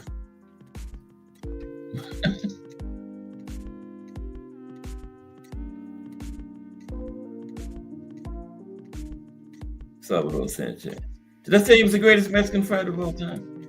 Okay, here we go. I'm just trying to get this thing up. There we go. Salvador Sanchez. Now, oh, wait a minute. Let's go put this picture up there. Oh, it is up there. Yeah. Because he was the last one. Right? I might as well just leave that there. Now, Salvador, I believe he's the only person who's in the Hall of Fame, went in the Hall of Fame at age 23. To the best of my knowledge, he is. That's how good he was, right? Now, legendary historian Marty Cox said about Salvador. He said he was a meteor that lit up the boxing sky only to pass by all too quickly, right? Now, like all great fighters, Sanchez came from poverty. He was one of 11 children born into a poor family in the small Mexican city of Santiago, right? On January 26, 1959. Now, Sanchez grew up dreaming of being a doctor, of helping others. But his family was dirt poor, literally struggling to get food to eat. There was no time or money for even regular going to school, right? Sanchez would say, boxing was easy when you grew up fighting to eat. And despite his success and fame, Sanchez remained humble till the day he died, and he never forgot where he came from, right? Legendary boxing commentator Howard Cosell said of Sanchez after his death, those who knew him knew that he was untouched by his status as a national hero and a world champion. The great thing about the kid was that he never forgot what he might have been had it not been for his success in boxing. Now, Salvador had only a few amateur fights before turning pro at age 16. And he learned on the job, learned the boxing game in the ring. Salvador Sanchez was the complete package, a fighter who possessed a defensive skills, a great ring IQ, and excellent counterpunching skills. He could do it all. Stand outside and box, go inside and go to war, counterpunch, pound with right leads. There was nothing he could not do. Nothing this man couldn't do in the ring. And he taught it to himself. Again, entering the pro ranks at just age 16 and suffering his only defeat at 18. Never lost again.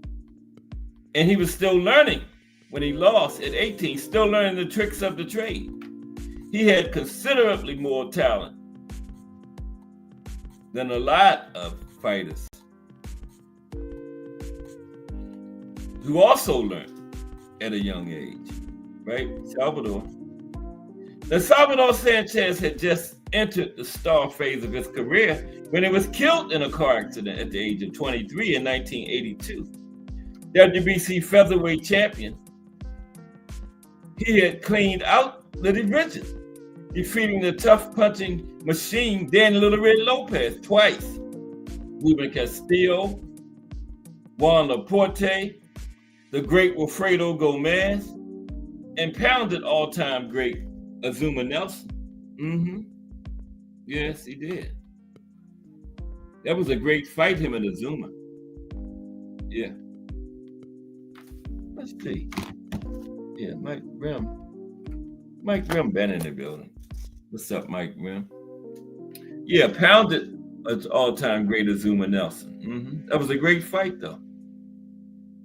Now, fighters who opposed Salvador spoke of him with awe. And Danny Little Red Lopez, who also sits in the Hall of Fame, said he fought Sanchez twice, both times taking a terrible beating. Now, Danny Little Red Lopez said about Sanchez after losing to him, maybe someone can beat him, but I sure can't. And nobody I was ever in the ring with can beat him either. Okay? Danny Little Red Lopez lost 6 fights in his career, 2 of them to Salvador. And Little Red also had this to say about Salvador's style. Okay, there's Thomas Hill. Okay, what's up, Thomas Hill? I was just waiting, somebody came up. That's all. What's happening? Oh, man, you got the best hand, Kaz. How was your weekend? It was good, man. It was real good. Peaceful. Enjoyed the fights. How was yours? It was eventful, man. It was a little melancholic. Yeah, man. Well, I had a family get together on Sunday. I don't like to get together on nothing on Sunday. I usually reserve that day for my worship, and had to miss it. Right. We got there. I found out that I could have went to the first service and still got up to the park and would have been right on time, man, because it wasn't at the time that they specified. It wasn't at 11. It was supposed to be at 11. So we there at 11. Now we there at like 1. Ain't nobody there. You know what I'm saying? So, I was a little heated because, hell, I get out of service about 1. I could have just shot straight over from the building and went straight over there with the stuff, and we'd have been straight. So I had previously, man, the past 2.5, 3 weeks had been crazy, man, with all kind of stuff that's going on around here in caterings, man. So I hadn't really been on. Yeah, I didn't really seen you on none of the channels. Yeah, man. I hadn't really been on, only on the ones that I got a little bit of time right before I go into work, because it was spilling over like a couple of days. I went 3 days. I only got like 3 hours of sleep total. Wow. Yeah, so I was ghost riding the whip, but man, it was a little bit of relaxing. It was good to see people. Yeah. And all that, man. It was a long day, though. I'll tell you that. But yeah, everything. Go ahead. What you think about the fight this weekend?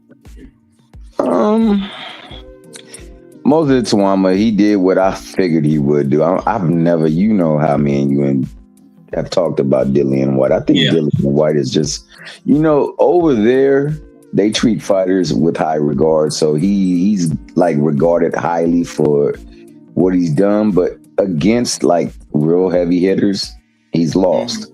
And every loss has been by KO. So I figured it would be a quick work for him. I didn't think it was going to be that quick. Yeah, I think a little bit. I thought it would be within about 4 rounds, but I didn't think it was going to be within 4 minutes. So, he definitely surprised me there. I mean, he's done to Dillian what nobody else has done. He's right in that regard, but Dillian White is he's not a litmus test. And if you're thinking because you did that to Dillian White, put him in there with Chisora, because Chisora is number 2 in the rankings. So put him with somebody else that will be like a test for him, but like not really harsh, and see how he handles that before you start putting him in there with Herkovic and the rest of them, because he's not ready for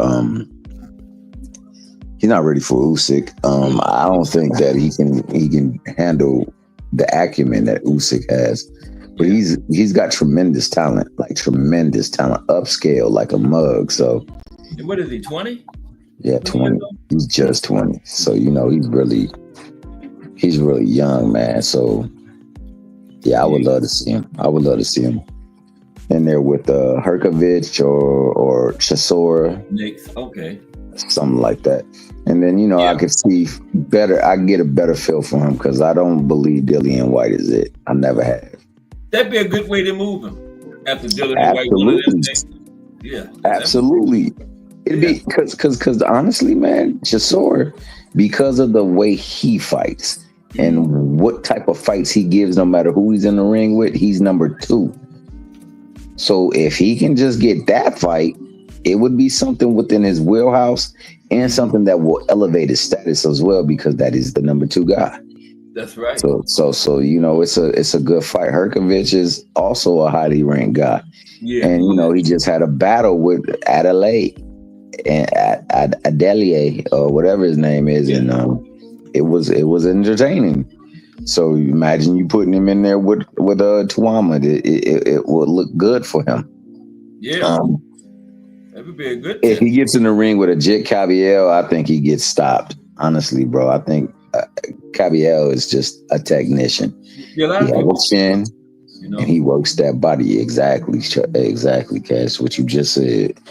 Yeah. So I thought Ray Ford was Ray Ford. I think Ray Ford is exactly who you saw in that ring, and I think Nova is the type of person who will show you who you are in that ring. And he was very fortunate that he was picking up his pace later on in the fight, and that's how he pulled it off. Because you could argue that Nova won that fight, or you could argue a draw. I thought that one was going to be the best one. Nova and Ford. I thought it would too. Yeah, that was a good matchup then. So the Herkovich fight was a hell of a fight. It was an action-packed fight, man. I'm not mad at it. The fights were pretty good, man, for the most part. It's just that, it was a sacrifice for your boy Ntuama because they're trying to push him. He has the push behind him, and that's the one thing you need. So now all you need now is the opponents, the right opponents, and I believe they're selecting their opponents carefully so that he can get that push amplified, so to speak. So I'm not mad at it. Yeah. He is talented. He'd probably be ready for championship level sometime next year, Yeah. Get him another one, like you said, Chisora or the other guy. I say you give him Herkovich or Chisora, and then after that you're lining him for like a championship fight. Early next year, yeah. So in 3 fights he could literally be fighting for a title. What you think about Nick Ball, T Hill? Okay, so now Nick Ball.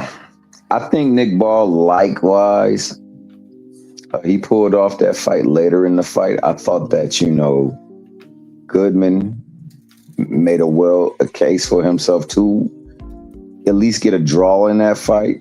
Or you could say he pulled it off. I thought that, but you gotta win the later rounds, especially when you got people who fund the money. You saw the picture. They had him versus Inoue. So that lets you know what they're trying to do. They're trying to push that fight. So no way are they going to allow for him, even if it's a close fight where he might have not gotten the best, get that decision. No way. And I think that we saw that, man. Nick Ball, he's an action fighter. He's there to fight, but he's there to also get hit. And he's just a tough son of a gun. But and Goodman showed you what level of fighter he is. Mm-hmm. And honestly, I don't think he beat Ray Ford, bro. I thought that they gifted him that fight, bro. So I had picked Nick Ball going in, but I thought Ford edged it out. I really did. I say one thing: Ford got to start throwing the damn punches more. He got to let them hands go. Yeah, that's true. Especially for all that junk he be talking. You think he ready? Yeah. Who's the champion? I don't know. Navarrete, right? Oh, he's ready for Navarrete. Yeah. Who's the other He's ready champ? for Navarrete, unless Navarrete go to the weight that he's more comfortable at. Right now, I think he's been fighting at weights that aren't comfortable for him. I heard somebody said Nick Ball and Espinoza. Espinoza would slaughter him, I think. Oh, absolutely. Yeah. And well, I think only person I think really can get Espinoza is the person he had to throw elbows to win. Oh, BC. Yeah, I think he's the only one who can get him. I think I don't know. Well, if he fights Figueroa, that would be a hell of a fight. Which one? Ball? No. Oh no, Ball. I'm sorry, bro. I think Ball is a belt holder. Yeah, that's honestly, all. He's definitely he's defending the belt right now, but I think that he's a belt holder. I think that when a true competition comes his way, somebody that's truly built for championship contention comes his way, it's gonna be a wrap for him. And I think he'll just be like someone that they book for entertaining fights. He will get some championship matches because, you know, he'll be someone that they can defend their title against. Where if it's you win, it's going to be a tough win, but a good look because of his name and what he's done already. But he's a good watch. It's good to watch him, but I just don't think that he does enough in the ring to get over the fact that he's still a small guy. And like very small guy. He's there to be hit, you know. Yeah, and he's there to be hit. And as you scale up in talent, you scale up in opportunities to get them hits land into something that's devastating. So that's going to cost them, yeah. For sure to cost them. That's a better way to put it. Yeah. So I agree, but I enjoy watching this fight though. Yeah, they always fan friendly. For sure. Gas tank where he's gonna go all 12 rounds too, you know. For sure. He ain't gonna slow down. Yeah. Got heart. Got mad heart. Yeah. He sure does. What's this weekend? The 26th or something? No, the 22nd. Yeah. This weekend, I forgot what it was. 22nd is that jumps out at me. Can't remember what it was. Yeah. But yeah, y'all gotta get ready to get out of here too. Well, man, you know, we're gonna look at top 10 for every decade tomorrow. It's gonna be 2 days. Okay. I'm not mad at that. All the way up to where we at now. Yep. I'm not mad at that. That's an excellent topic to tackle. To put it up in the ring and see how it measures out. But appreciate the content, man. Appreciate the dedication and the craft. Appreciate the lessons. Appreciate the fact that, you know, you offer the panel for people to come up here and talk about the things that you discuss or the things that's upcoming, man. Appreciate people coming in and checking in. The like button is just looking pretty nice, you know. Yeah. If you are just watching and you haven't hit the like button, go on and do that, man. A good brother puts in a great deal of work to make sure that you guys get a great deal of appreciation and a great deal of satisfaction, man. So reward that with, at the very least, a like. Drop a comment. Always comment. He gonna comment. He talks back to the chat. So if you chat, he chat back. Also, you know, if you have suggestions or things you would like to talk about, because this is strictly about boxing, all things that pertain to boxing, not just what we see in the ring, but what leads to the ring, how the rings get put out there and who puts the things on. So, you know, whatever it is about boxing, how it's scored, how it's reffed, the styles within it, you know what I'm saying? The various measures of judging, the various ways in accommodating yourself in the ring, man, to the people who put on the fights, to the historic landmarks of fights and iconic moments, whatever it is that you want to ever be discussed or talked about or biopic gone over, just drop it in the chat or go back on the rewatch and put it in the comments. My man Cass will take it and he'll put together a segment for you. But one thing he definitely gives you is the history of boxing. That's why he is the boxtorian. He has nothing but catalogs of information ready to unfold so that we can get a deep dive into the sport that we love, man, and to those who have been instrumental, to the places that have been key and monumental, and to the action that has been unforgivable. So go on and make yourself acquainted. If you haven't subscribed, please hit the subscribe button. You know, it doesn't cost you anything, and it's not heavy. It's not hard. Won't put any unnecessary work or strain on you.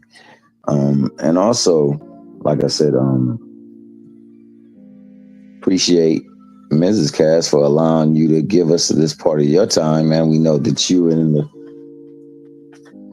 stages of where you get to spend more time with the house and the family. So we appreciate her sacrificing a little bit of time for us. And also, shout out to boxing, man, where you know what, we don't have no screaming, no yelling, no pontificating, no innuendo, no narratives, no what else, propagandas. We just have boxing discussions. Yeah, you know what I'm saying? Here, you're open to discuss an open dialogue on boxing. Whether we agree or not, the aim is to get a better understanding of what we're talking about, what we're looking at, and what we're discussing. So with that being the case, he is Cass Sports, the Boxtorian. This is Cass Sports. And we appreciate you coming in and viewing. Hope to see you next time, 2:00. And like I say, get ready to talk that good boxing talk. And we out.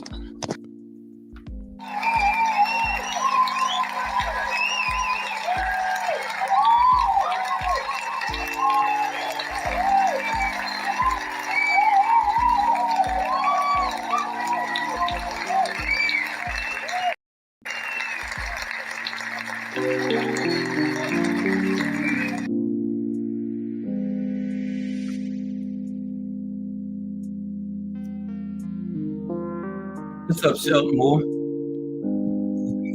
What's up with you, man? What's happening, man? What's going on? What's going on?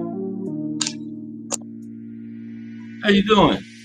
I'm good, man. I'm good. Good day for me today. You? Yeah, everything's good. Just talking a little more boxing, that's all we doing. Yeah, talking about the trilogy right here, Barrera and Yeah, that was my man Morales. El Terrible. Barrera-Morales. That was Terrible. That was a good one. Yeah, I liked all three fights, man. Yeah, me too. Cause them dudes, they brought it. You know, they came to fight. Yeah. You know, and they earned respect because they hated each other, but then now they just the friends. The 36 rounds, Let me ask you something. Let me ask you something, Cass. Can you not be friends with somebody you spent 36? You shared the ring with for 36 rounds. You gonna hear? You got respect. They earned it. You don't have no choice. After that, they was like, wow, kind of like similar. No quitting either one. They are. Yeah. Neither one of them was gonna give an inch. Neither one of them was gonna ask for an inch. You know what I'm saying? So, I think they do a podcast or something now, something like that together. Yeah, they do a podcast. They do they train fighters together, I believe. I think both of them got fighters. Okay. Yeah, I did not know that. Wow. Man. Yeah. Morales and Barrera. Yeah. This your first time over here, Shelton?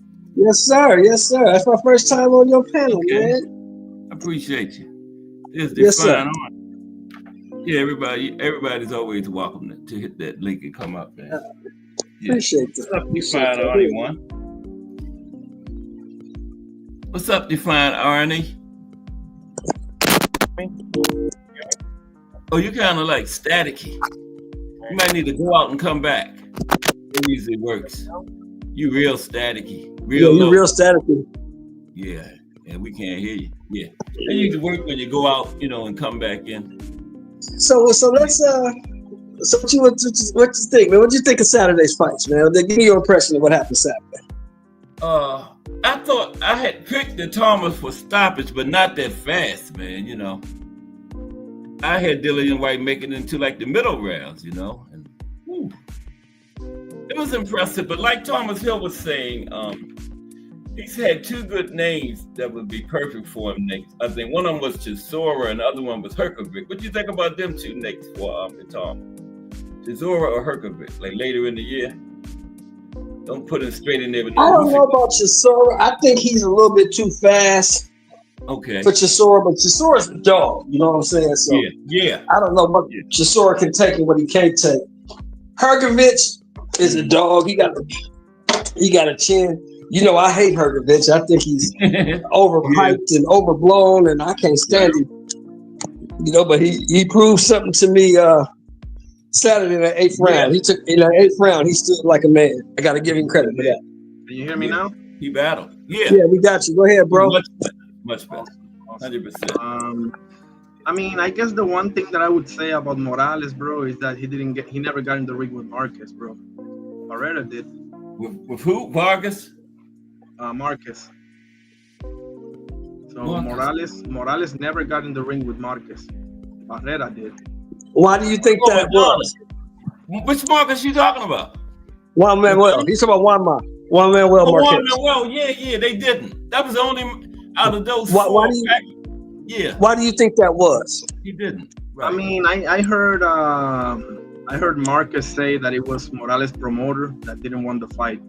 Yeah, they had a lot of back and forth after their careers about that. Why they didn't fight too? Yeah, because I'm just saying from my perspective, you know, I was definitely a fight fan at the time. I was watching the fights heavy at the time. I can't see Erik Morales ducking nobody. No, me neither. I just don't see that. None of them. To be honest with you, it was really wise of him to duck Marquez. Because Marquez had he was just tailor-made for Marquez, bro. You think he ducked him? Yes. Wow. Now, see, I don't subscribe to that. I'll say what you said earlier is possibly true. Maybe his management ducked him, but I don't think Morales did. Yeah, it wasn't a fight. I agree with you there. I agree with that assessment right there. Yeah, that's a good point. I would go with duck, but I would say management, not him, not the fighter. Yeah, like the Picasso situation with Inoue, where he wanted the fight, but the management didn't. Right, that happens, you know, and a lot. You'd be surprised. It's not the fighter. I get cursed out all the time because people want to tell me that AJ ducked Wilder. I'm like, no, I don't think AJ ducked Wilder. I think Eddie Hearn had something to do with that. Exactly. I don't think AJ did. I've been saying that for years. Bro. It was Eddie. It wasn't AJ. You're right. You know what my problem is with AJ, bro? You're the common denominator here, bro. Like I can agree with you, but are you gonna say the same thing about Tyson Fury then? Because he never fought Tyson Fury either. And but here's the thing with Tyson Fury. We all know now. You got to admit, we all know Tyson Fury's full of shit. That's true. He's also a great fighter, bro. Tyson Fury will tell you take 80-20, 90-10, shit like that. You're not the big dog, especially when it comes to AJ. AJ made way more money. Are you forgetting that he got in the ring not once, not two, but 3 times against Wilder? And why was that? What is your theory why he did that? Because he's brave and he's a great fighter? I mean, you're taking on the greatest knockout threat since Mike Tyson, bro. He got in there with Wilder because he knew Wilder was easy to beat. Wilder was not technically sound. Wilder was not a boxer. He got put to sleep in the first fight or not? No, the first fight was a draw, if I remember correctly. And in the 12th round, Tyson Fury's about to knock Wilder out until the bell rang. When they woke up, he was asleep. He woke up, but he was asleep. Was he out for the 10 count? No, he wasn't, but he was asleep. Then it doesn't count. But you're saying he was easy to beat. I don't see the easiness here. Was he easy to beat the second fight? Yeah, the second fight he was. Second and third, yeah. And the third fight, he was easy to beat. Yeah. Push him backwards, you beat him. Gas tank. Like any power puncher. If you make him go backward, you don't have as much power. That right there should tell you how great Fury is. Fury's a good fighter. I give it to Fury. He's a good fighter. He's good for this era. Probably one of the best. One of the best for this era. But all-time great? Nah. I've never seen 6'9" with that skill. Have you? I've never seen 6'9" with that skill get beat by a cruiserweight either. Twice. That's a good one. That's a good one. It wasn't too many fighters that size before this era. A few here and there, but wasn't too many like it is now. Oh, and I'll give you another one, my man. I've never seen 6'9" with that skill get knocked down by USS Cunningham either. That's also true. Yeah. So, I mean, Fury was good. Don't get me wrong. Fury was a good fighter. Fury gonna beat most guys in this era. Yep. But you gonna put Fury against a Ryan Lyle? I think not. Okay. Larry Holmes? I think not. How do you see Fury? You can't do that. Let's just play along here. How do you see Fury AJ? Let's say it happens, right? Fury AJ. If it needs to happen? Yeah. Now? Yeah. That's a good question. That's a good question. That's a 50-50 fight now. This is a 50-50 fight now. Yeah. 6 years ago, I would have took AJ all day. Who would you have taken 6 years, 6 years ago, define, Arnie? Fury all day. Any day. Any year, any day of the week. By what, decision? That would a decision? Nah, he stops him. He stops AJ? Yeah. Oh, no. It would be a good See, the AJ that wasn't shell shocked, he punched hard and he punched in combination.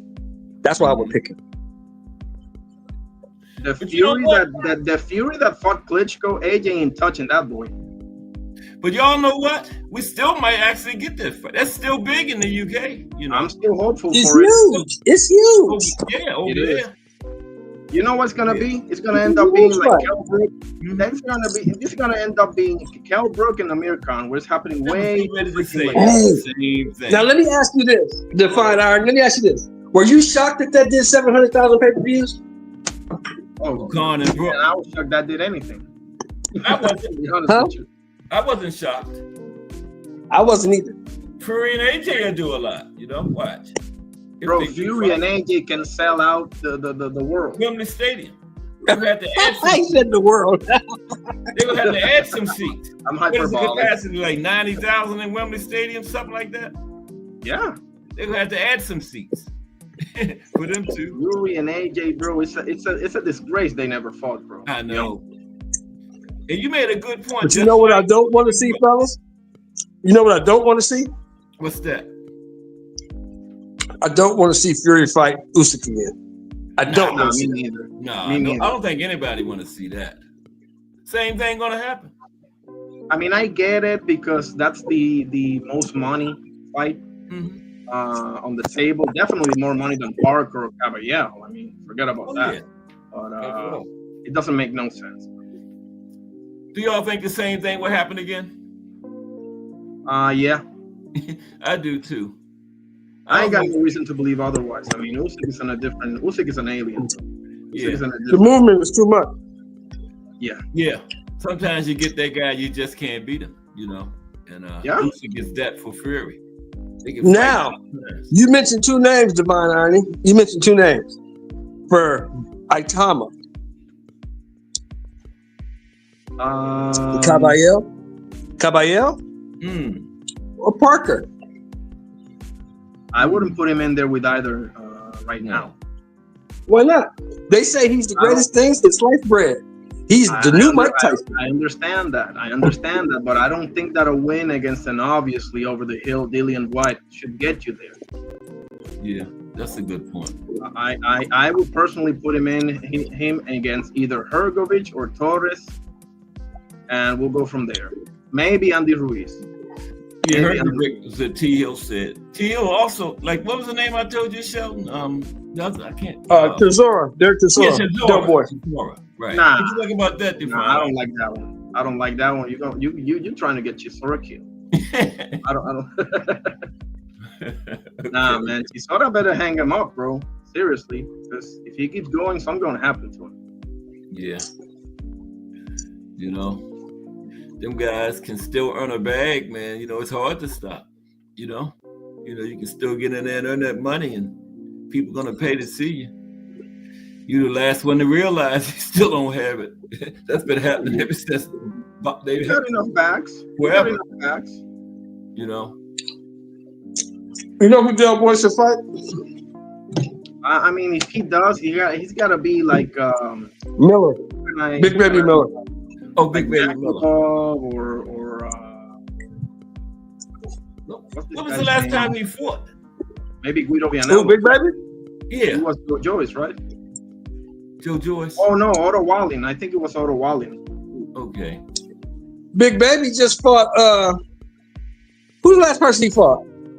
Hey, that's a good one for Chisora. He can fight Anderson. I don't mind that. Remember. No, not Anderson. Not Anderson. I'm talking about Miller. Miller. He fought Andy Ruiz last, didn't he? No, I don't think so. Was it Andy Ruiz or was it? Seeing, but I can't think. Was it the boy that Usyk just knocked out? Dubois. Dubois. No, Andy Ruiz was after. Yeah, it was Dubois, wasn't it? No, it was Andy Ruiz. Who? So Andy Ruiz was on the LA card. He fought Andy Ruiz on the Bud Madrimov card. I think Dubois was after that, wasn't it? Yeah, Dubois was after that. I think. Well, Yeah. Dubois fought 3 times after that. I mean, Dubois fought Ergovich, AJ, and now Usyk. So, Big Baby Miller. Big Baby Miller. Remember, he's the first person to stop Big Baby Miller. Remember? Yeah. Yes, that's a fact. I remember that. You're saying Miller against Chisora? Yeah, that's a good fight. Yeah. I like it. I like it. Yeah, I like it too. For them too. I'm gonna lie. Mm-hmm. Yeah. Miller probably I got would it. watch it too. I would watch that one. Mm-hmm. I would watch it. Bro, Okay, fellas. The build up alone is gonna be be crazy. Be crazy. And you know what? And let's do this, fellas. Shout out to Derek Chisora. He sat over there in England and made a mint, hasn't he? Mm-hmm. He's gotten rich over there. Yes, he has. Hell yeah. Yep. He's an old school type of guy, man. I love Yeah. Del Boy. I just And don't he got want that personality, you know. Yeah, he's a good kid. Yeah. I mean, he's got quite a few screws loose, obviously. Yeah. But I love him. Yeah, you guys remember when he spit in Vitaly's face? Remember that? Yeah. You remember the brawl he had with David Hay, bro? That Yeah. That was fire, bro. That's what the people love about him. Bless me. I bet he wishes he never did that though, because he spit in Vitaly's. Vitaly beat the shit out of him. Yeah. Vitaly was Vitaly be my soul. Yeah, man. Why would you do that when you know? Just give him incentive, you know. Yeah, Vitaly beat him like he stole something. But for real, people need to pump the brakes a little bit on Itama. I got a lot of faith on him, but let's take this step by step, bro. Take it Because slow, yeah. You're right. yeah, You're right. He's 20 years old, bro. I mean, you got to give him some chance to grow. He's 20 years old. Yeah. Yeah, give him a chance, you know. Throw him in there too fast. He winds up like Fernando Vargas. Remember him? Yep. yeah. You could ruin a young fighter's career if you do that, man. You know? Yeah. One bad Going in loss. there with killer after killer after killer. Mhm. Get his ass handed to him, and he might never be the same, bro. I've seen that shit way too many times. I've seen that plenty of times. So let's address the elephant in the room, fellas. Who you guys got on the 13th of September and why? I got Canelo, man, because I I got think Crawford. it's just Why? a big hill to Why? climb. Crawford. Well, I got Canelo. Why? Yes. Why? Just too much, man. I know it's Bud and everything, but you know, he really coming from 147 because he only had one fight at 154. True. And then if he even gets a decision, he might not get it, Shelton. You know what I mean? I think Bud. Yeah, it's gonna be hard to beat Canelo in Vegas, bro. It's gonna be hard to beat him in Vegas. That's That's true. what I'm saying. You I'm not go into saying the fight Bud 2-3 can't rounds beat him. down. Now, I'm not saying Bud can't beat him in a decision, but it's just going to be hard for him to get it. You know what I mean? Right. It's hard for him to get it, man. He got to be Divine very irony. Who and why? Crawford, because Yeah, he get it He's fine. He got- got Crawford. He been saying got that. way too much tools in the toolbox, from my understanding. Mhm. Everybody's caught up for some reason in the amount of pounds or divisions or what have you Yeah. that's moving up. This has been done before, fellas. This has been done before. I mean, people are acting like this is a once in a lifetime thing that's happening. No, I mean, Roy did it, Usyk did it, and I'm forgetting a few other cases too. So, yeah, Usyk got up one division only, but yeah, you Right. need to look at the amount of pounds. That's what you need to look at. And to me, Canelo has always struggled against fighters that can match or exceed his boxing IQ. Let me ask you this, skill Define wise. Arnie. Let me ask you this, Define Arnie. Usyk was a cruiserweight, right? Usyk, yeah. Yes. Do you think he's fighting that by the time he rehydrated? Do you think it's a real big difference in what he actually fighted at heavyweight than what he was fighting at cruiserweight, though? Not much. Considering his opposition, it is. Because if this was the heavyweights from, I don't know, quite a few decades ago, where it was like at most 6'3", 6'4", then I would see eye to eye with you. But these heavyweights are the size of a basketball center, basically. And they are skilled, and they are younger than him. Okay? Yeah. And, I mean, to me, that's what Crawford's What going you to do. think about that show? Well, About the I'm gonna answer both of show? them. The first one I'm gonna answer Crawford Canelo. I got Crawford. Right. The reason I have Crawford is because if we go back to Canelo versus Bivol, what was the biggest issue for Canelo in that fight? I would say Oh, the jab. I would Jab was say the big- he lost that fight because he was too little. 5'7" tall, man. Yeah. Physics are physics. That's- He's a little guy. He's a dense guy. He's thick, but Right. he's a little guy. He's not that big. Callum Smith is taller, bro. I don't know if Huh? I don't know if I would go with that. Callum because Smith, but I understand that. But Callum Smith is not Bivol. There's no world, no planet that you would pick Callum Smith over Bivol. That's Is a there? fact. That's a fact. Nah. He's no not way. Bivol. Yeah. No way. So let's throw that out of the window. He beat a big guy. So what? Berlanga's a big guy. Would you pick Berlanga over Bud? Hell no. Okay. No, So it doesn't matter about the big guy stuff. What I'm saying is Canelo's not that much bigger than Crawford. Mhm.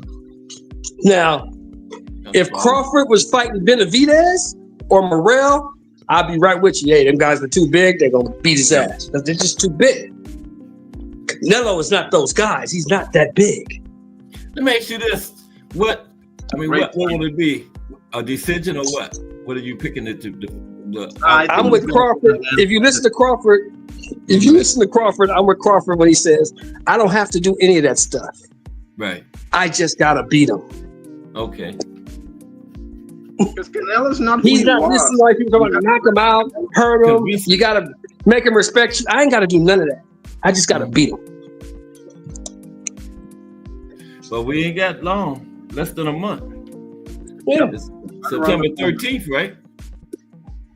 That's it. I'll be there. I will be there. Oh, you going to it? Yeah, I got my ticket already. Oh Okay. man, that's awesome, dude. Yeah. Congrats. Yeah, I'm eye level, brothers. I'm eye level with the big TV, so I won't miss too much. Yeah. I won't see the ring, but I will see the big TV. Yeah.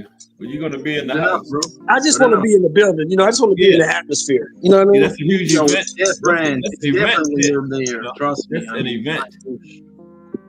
That's Yeah. not a fight. That's an event there, man. Oh, everybody gonna Gotta be do there. that. I gotta go to that one, man. Everybody gonna be at that A thing. million Because celebrities. he's been my guy. Crawford's been my guy. Crawford's Yeah, been my guy since like 2008. I know. I remember Crawford. I went to see Crawford when he fought at the Home Depot Center here in LA. You picked him over Earl, remember? I know. Oh, for sure. For sure. I told everybody for 5 years he was gonna beat the brakes off Earl. You used to be over there battling with them dudes on T, remember? Southern T. Yeah. I used to be in there. Because if you just think about it, like I used to always say, bro, if we all three just think about it from a boxing perspective, Errol Spence never fought anyone who could prepare him for Bud Crawford. He sure didn't. That's a good point. Nobody. To be honest with you, not even close. To be honest, whereas Terrence Crawford had fought Errol Spence on numerous occasions, if that makes sense. Oh yeah, it does make perfect sense. Yes, I agree. Yeah, nobody. Earl fought nobody that would have prepared him for Bud, though. And listen, I don't like it when people try to discredit Earl either. I mean, he lost to an all-time great fighter, bro. Now he had you can't be mad at that. If you're gonna lose, you want to lose to that guy. You don't want to lose to Leonard Bundu, right? No, I ain't never looked down on him for losing the Bud. I never looked down on him for that. Yeah. People act like he lost to Leonard Bundu or something. You know what I'm saying? Yeah.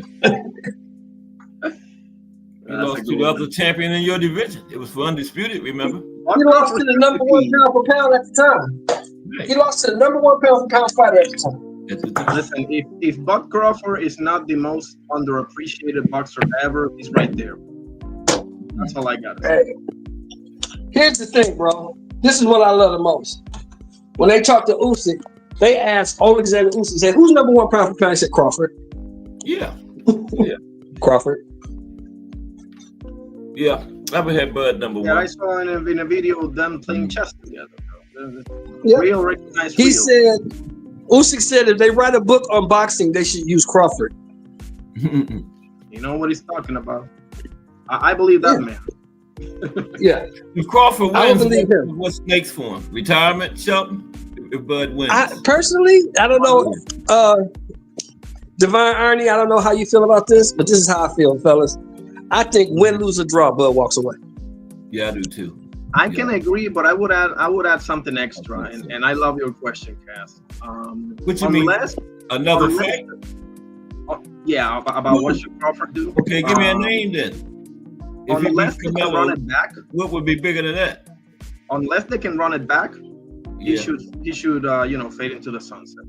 Okay, you would say another Canelo fight. Okay, I got you. Unless that's on the table, unless they go into a like a hell of a fight, and everybody's clamoring for the second one, and the money's too much to turn down, whatever the case may be. I mean, I would get up for that one. But other than that, I mean, who else? There's nothing less for you to accomplish. But what are you gonna do? Go and abuse Virgil? Nah, bro. Forget that's why I say retirement. Yeah. That's never gonna. And people see. That's what kills me about some of these fans, fellas, that just want to see the man get beat, right? And I get that. You just want to see him lose. I understand that. David Benavidez has never been on the table for that, ever. Never. Because it's not a winnable fight. I can't beat that guy. He's too big. He's too active. Yeah. I can't beat him. It's kind of sense. Light heavyweight now, right? Yeah. If I keep trying to get people to use their common sense, right? Why do you think he picked Canelo? Why do you think he chased Canelo? Because that's a winnable fight for him. I can beat this guy. I can't beat Morrell. I can't beat Benavidez, but I can beat this guy. And this is not the Canelo that this is Canelo ain't the same anymore. And I'm not, believe me, don't get me wrong. I'm not discrediting it. Okay? I'm just saying that this Canelo, bro, the one that just fought Williams Paul and John Ryder, and this ain't the same Canelo that fought Triple G or Caleb Plant, bro. That's true. This ain't the Canelo that fought Triple G the second time or Caleb Plant the first time. You're right. Absolutely. That guy's gone, and he's never coming back. There you go. And everybody's like, "Oh, Bud Crawford's 38." Yeah, but how much punishment has he received? Because that's the real question here. Because he always. When's the last time? Let's be honest. Let's be honest. When's the last time you saw Bud Crawford in a tough fight? Probably Gamboa. Think back. Gamboa. Way back. How long ago was that?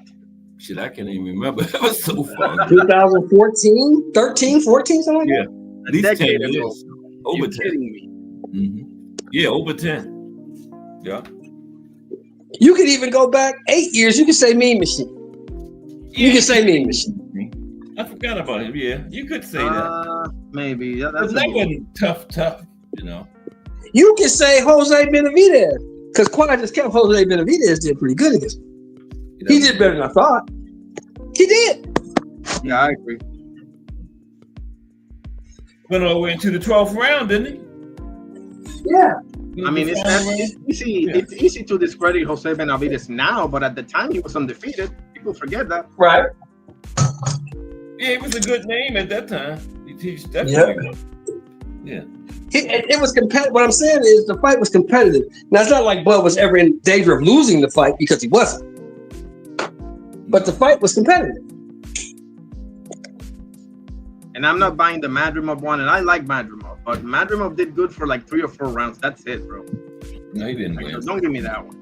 And I think, you know what? And I think you're being generous if you gave him 4. Yeah, probably. Yeah, some people say he won it. That's the casual. That's the casual. That's the ones that want to see him see Bud lose. Why does that? Madrimov went the distance till he won, right? That's how Yeah, some people they look just at want to see Bud lose. it. Yeah. Come on. I like Madrimov. I'm not even a hater, but nah. Because Bud was knocking everybody out, right? And this guy finally went the distance, so that people use that ratchet out. Well, Bud lost. He went the distance. We didn't knock him out.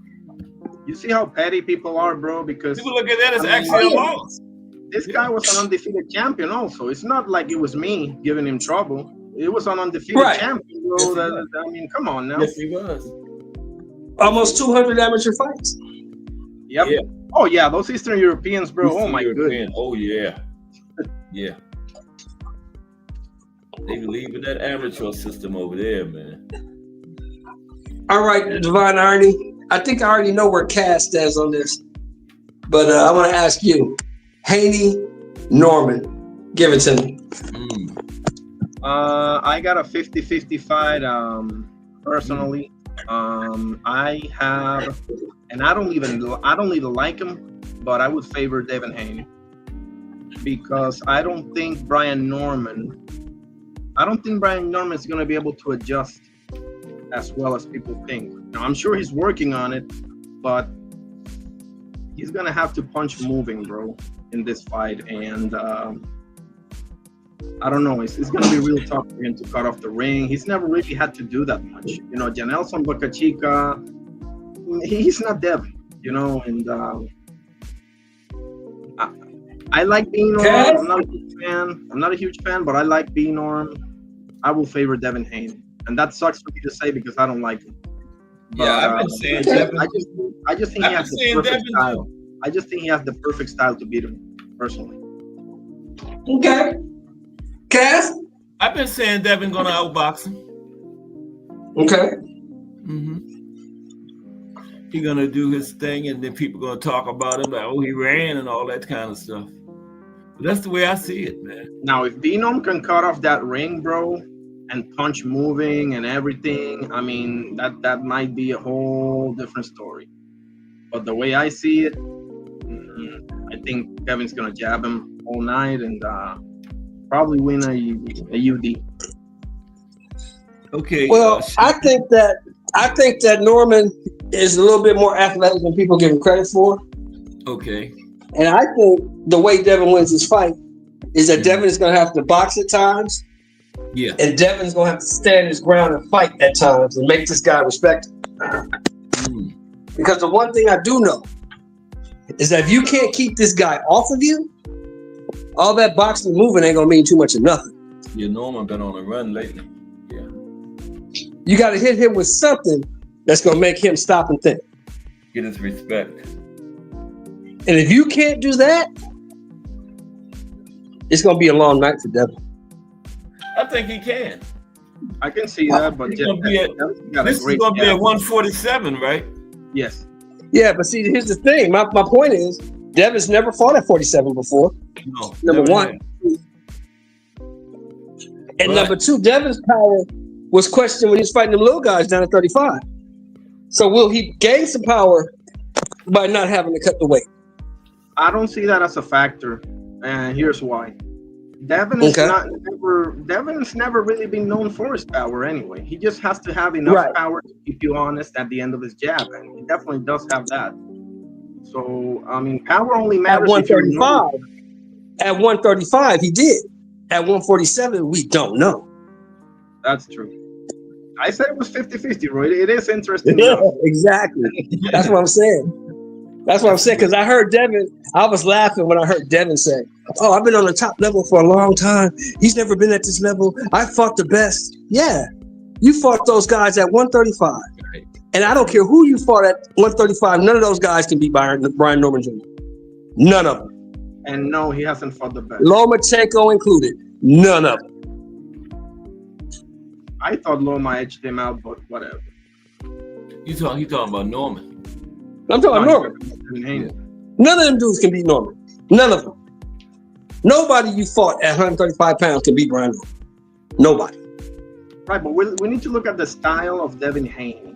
To me, the style of Devin Haney has been, because I can flip that to you, and I sound like a Devin fan. Golly. It's nothing wrong with being a Devin fan, bro. There's nothing wrong with that. But the flip side, I appreciate it. But the flip side to that is Caspino really fought somebody that resembles Devin. I mean, you can say Janelson Bocachica. No, he hasn't. He hasn't. Devin is the most skilled guy he's ever fought. I will give Devin that. But I also know Devin, see, this is another thing people don't understand about Devin. Devin is a tough kid. Devin's not a punk. Devin will try and fight you. Because what he did against Ryan Garcia, that gained my respect, bro. I'm sorry. It gained my respect. Yeah, me too. I was actually defending Devin, bro. Can you believe that? I was actually defending Devin. Bring that up. Everybody calling him Cheney. He showed everybody that light enough. He got up 3 times. We're talking about Cheney. Yes, so I think he gained a lot of respect in that fight. Devin did. Yeah, he kept getting up. Yeah. No matter what, he kept getting up. And if you really look at that fight, fellas, the only rounds he really lost was the rounds where he got dropped at. That's a fact. Well said. If he don't get dropped, he win that fight Easily. Especially that first one. Yep. He decided to hook with a hooker and see what that got him. But nevertheless. Yeah, it was over for him. So I don't want Devin to get clipped, right? Because this is how I see the fight going. Devin's gonna box. He's gonna get comfortable. He's gonna try to fight. He's gonna get clipped, and once he gets clipped, he's gonna try to go to war with this dude, and that might be his downfall. This guy can't punch. This guy can punch.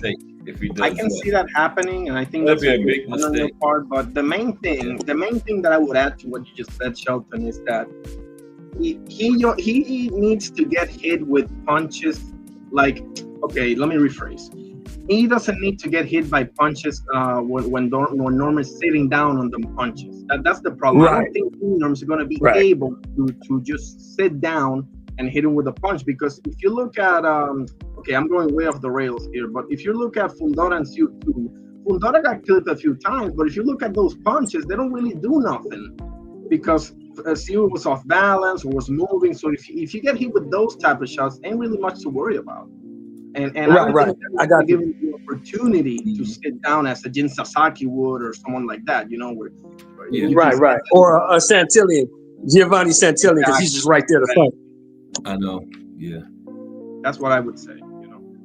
Yeah, and I would agree with you. I would definitely agree with you. Because I'm sitting here right now, and I'm watching the Joseph Parker fight, right? I'm watching Parker and Wilder, right? And what you said is exactly what Parker did in this fight. Yes. He didn't allow Wilder to set up. Nope. He sure did. He kept moving, and every time Wilder opened up, he caught him with something. Yeah. And he kept stepping inside of Wilder's power too. Stepping to him. Instead of running away from him, he stepped to him. Exactly. That's easier said than done. But the thing is that I think Devin it's capable of that, That's the thing.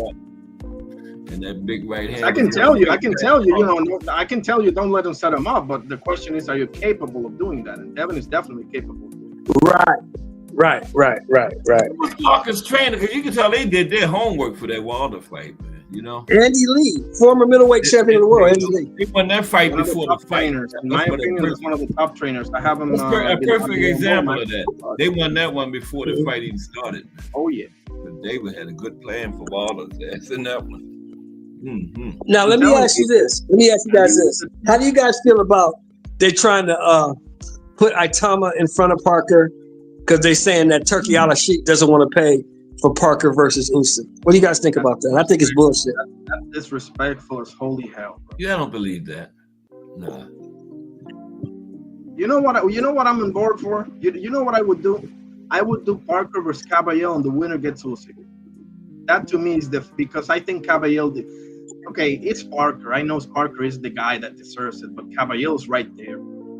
Yeah. And since they're screwing both of them left and right, have them decide who's the guy. What you think about him, Shelton? Caballero. Cool. We done talked about him a lot. I think he's a good fighter. Yeah. He's a body snatcher. Mm-hmm. He's got great stamina. Dangerous. Yeah. He's very dangerous. But I think Parker right now has got so much confidence. He's got so much experience. And he's a skilled boxer. I think it's going to take a hell of a fighter to beat Parker right now. I love what you said, but I kind of disagree. And I'm a Parker fan. I think he has rejuvenated his career. It's an example and all of that. I'm a huge Parker fan, right? But when it comes to Caballero, Parker got dropped a few times by Zhang, and a few times. and Caballero can keep up with him. Caballero can keep up with him. Zhang couldn't keep up with him. Wilder couldn't keep up with him. But I think Caballero's got the legs to keep up with him. I think that might be interesting. To me, that's a 50-50. And Caballero invests in the body. That's the biggest thing with Caballero. He goes to the body. Yeah, exactly. He gonna cut that mobility out of you. But he has the legs to keep up with you. On top of that. Yeah. So that's important. It's gonna be interesting, bro. I'm trying not to say Caballero because I love Parker, bro. But I'm gonna say 50-50 for now. It's a good one. Good matchup. It's just right now, bro. I'm gonna be honest with you, bro. I just don't see anybody beating Usyk right now. Even at 40 years old, bro. I just don't see anybody beating that guy. I mean, either. He's in a different level, bro. He like up here and everybody else start down there. Second place is down there somewhere. One of them type situations. Yeah, Usyk is just nasty, man. Retire, bro. To be honest with you, that's what I think Usyk should do is retire. What is it there? What are you waiting for, bro? One of these dudes to get you? Like you already did what you did, bro. Yeah. Ain't no denying. You know why? Because I think he just loves to fight. I think he just loves it. I don't think he's fighting for money anymore. That's true. Legacy is already set too, Yeah, he's not fighting for that. He's just fighting now because he loves it. He loves doing it. He doesn't know what he doesn't want to do anything else. That's got to be somebody's gonna have to prove to him that he can't fight anymore. Yeah, it's gonna be one of those cases like a Sugar Ray or a Roy where the sport's gonna end up retiring. I don't know if he's gonna stay. He'll know when it's time to get out. But like Shelton was saying, nobody can touch him right now, But what I'm saying is, like, and then add the experience with it, he just levels above everybody at heavyweight right now. But if you're Usyk, Cass, like here's what I'm looking at front, right? Here's my point of view. Mm-hmm. If you're Usyk, bro, in your country, they can pretty much, you can just say the word and they'll make you head of the boxing. They'll make you love to fight. Like you got the keys of the UK. But he can't get that fighting out of his body. He can't get the fighting out of his system yet, though, Define. Yeah. That's what it is. I understand. But I just don't want to see somebody that great being retired by the sport, bro. I hate that shit. Yeah, I know. I hate that. Hey, if you look at it from this angle, right? He's from the Ukraine, correct? Yeah. Mm-hmm. So was Vladimir Klitschko. Sure was. Yep. And what happened to Vladimir Klitschko? Someone had to show him. Yeah. That his time was over. That's exactly what Define was just saying. He didn't want to happen to Usyk. But I mean, on the flip side, you got Loma that retired. You got Loma back injury. Loma didn't want to retire. Loma had a back injury that wasn't going to get better. Well, that's true. I don't know, man. You should retire on top, bro. And very few instances we see a guy like Floyd retiring on top. You know, that's what I like to see, me personally. But see, the reason I say that is because I don't think Loma was afraid of anyone. Me neither. I think Lomachenko would have fought anybody. But when they were talking about the Tank stuff and he said, I'm taking time off, when he was supposed to come back to ask Bob Arum, Bob said, well, let's wait until the doctor tells us what's going on with him before we start putting him in fights. And that's when I knew. I said, oh, he's injured. Yeah, And, but let's be honest here also. And I agree with everything you just said, but the reality of the situation, and I know he has some blame to it. I'm not going to act like he doesn't. But the reality is that all these dudes were aging him out, bro. Oh, yeah, because Tank ran from him for 5 years. Tank didn't want him to do it. Yep. And that's the only reason why Raymond Muratalla is a champion anyway. Yeah. Shakur wanted to fight him, but Bob didn't want Shakur to fight him. Yeah, that's Yeah. Bob. Remember that? They was both still under Bob then, right? And ain't no way both still under Bob. giving that in a rematch. Ain't no way. The same thing Bob did with Pacquiao and Crawford, he did with Shakur and Loma. Same thing. And Tio Bob ain't never gonna always give that man a rematch. He always been like that, man. Nope, you're not fighting him. You're not beating up my friend. No. Yep, Bob always been like that. Yep. He get attached to some of his fighters, and he ain't gonna put him in no danger. I don't care what nobody say. Bob just ain't doing it. Certain fighters, You know, and I think that's why Loma. I don't think Loma would have retired. Loma would have fought Tank, but he was hurt, and it wasn't going to get any better. And he's too old now. He's 38 years old. I gotta go. Let me get up out of here. It's about around time to go when you start getting Guy up with in the belt and on top, bro. That's how you retire, whether you want to or not. You know, that's how you should retire. I want Usyk to do that. I want Crawford to do that. I would like for Canelo to do the same thing if he could. Yeah. Because even though I'm not the hugest Canelo fan, I give credit where credit is due. Canelo earned it. Canelo's fought everybody he could fight. I don't care what the people say. Not really. Now, he did duck David Benavidez. He ducked him. He ducked him. And I understand why he ducked him. I know why he ducked him. You can't beat that guy. He's too little to beat that guy. He knows that. The monster. You know. Like Mike Tyson. I mean, in my opinion, to be quite honest with you, and I know that Canelo is at different stages of his career, obviously, when these two opponents presented themselves. So I do see that. But in my opinion, from a trainer standpoint, I prefer to fight a Benavidez than a Triple G, bro. Now? No. That's what I said. Like, I understand it's different stages and everything, but just looking at them both in their primes. Okay. Give me Benavidez any day of the week, bro, before you give me Triple G. Yeah, but see, you got to remember something, bro. We all have to remember this, and we can't take this away. Canelo didn't fight Triple G in his prime. Oh, that's hell true. That's a fact. Yeah, that's a fact. When Canelo fought Triple G was 36. Yeah. That's why he was 36. Say he fought everybody, like defend everybody, you know? Because what was the first fight? Was it at 160 between them two? At 160. And Triple G was already 35, 36 years old. Right. And they robbed him. And they both had been at 160 for a minute too, hadn't they? They could have been. Well, that was Oscar. Because you got to remember that Canelo was still with Oscar. And Oscar wasn't putting him in there with Triple G. Because everybody who was really watching boxing, because you got to remember, when we talk to some of these youngsters, they wasn't watching boxing like we were. That's right. We know that for a time back there, people was avoiding Triple G like the plague. They didn't want nothing to do with him. Hell yeah. Triple G was a monster back around. The only person that I can remember calling him out was Andre Ward. That's the only person I remember of note. Nobody else wanted anything to do with Triple G. Triple G was a monster, man. Just you say them three letters, Triple G. Yeah. But Canelo, they waited what? Divine Arnie, they waited like 4 years to fight Triple G? Yeah, Oscar and Canelo? Especially when he looked kind of suspect against Danny Jacobs. That's when they really got the green light. Yeah. Yeah, I remember Triple Yeah. G. Well, and then this is not the only one, bro. He got Kovalev away when he took all Yeah. that punishment and everything from Andre Ward and Yeah, Anthony yeah. Yard and Yeah. the guy Sullivan Barrera. Kovalev. No. What's the guy that knocked him out? Knocked 2 out. Kovalev? Yeah, he suffered a bad loss against what's this guy name, bro? Like Vosnik? no. It was I think it was the Dominican kid or Oh yeah. Yeah, you're talking about the boy not Sullivan the boy that Eleider Alvarez. There it is. Eleider Alvarez.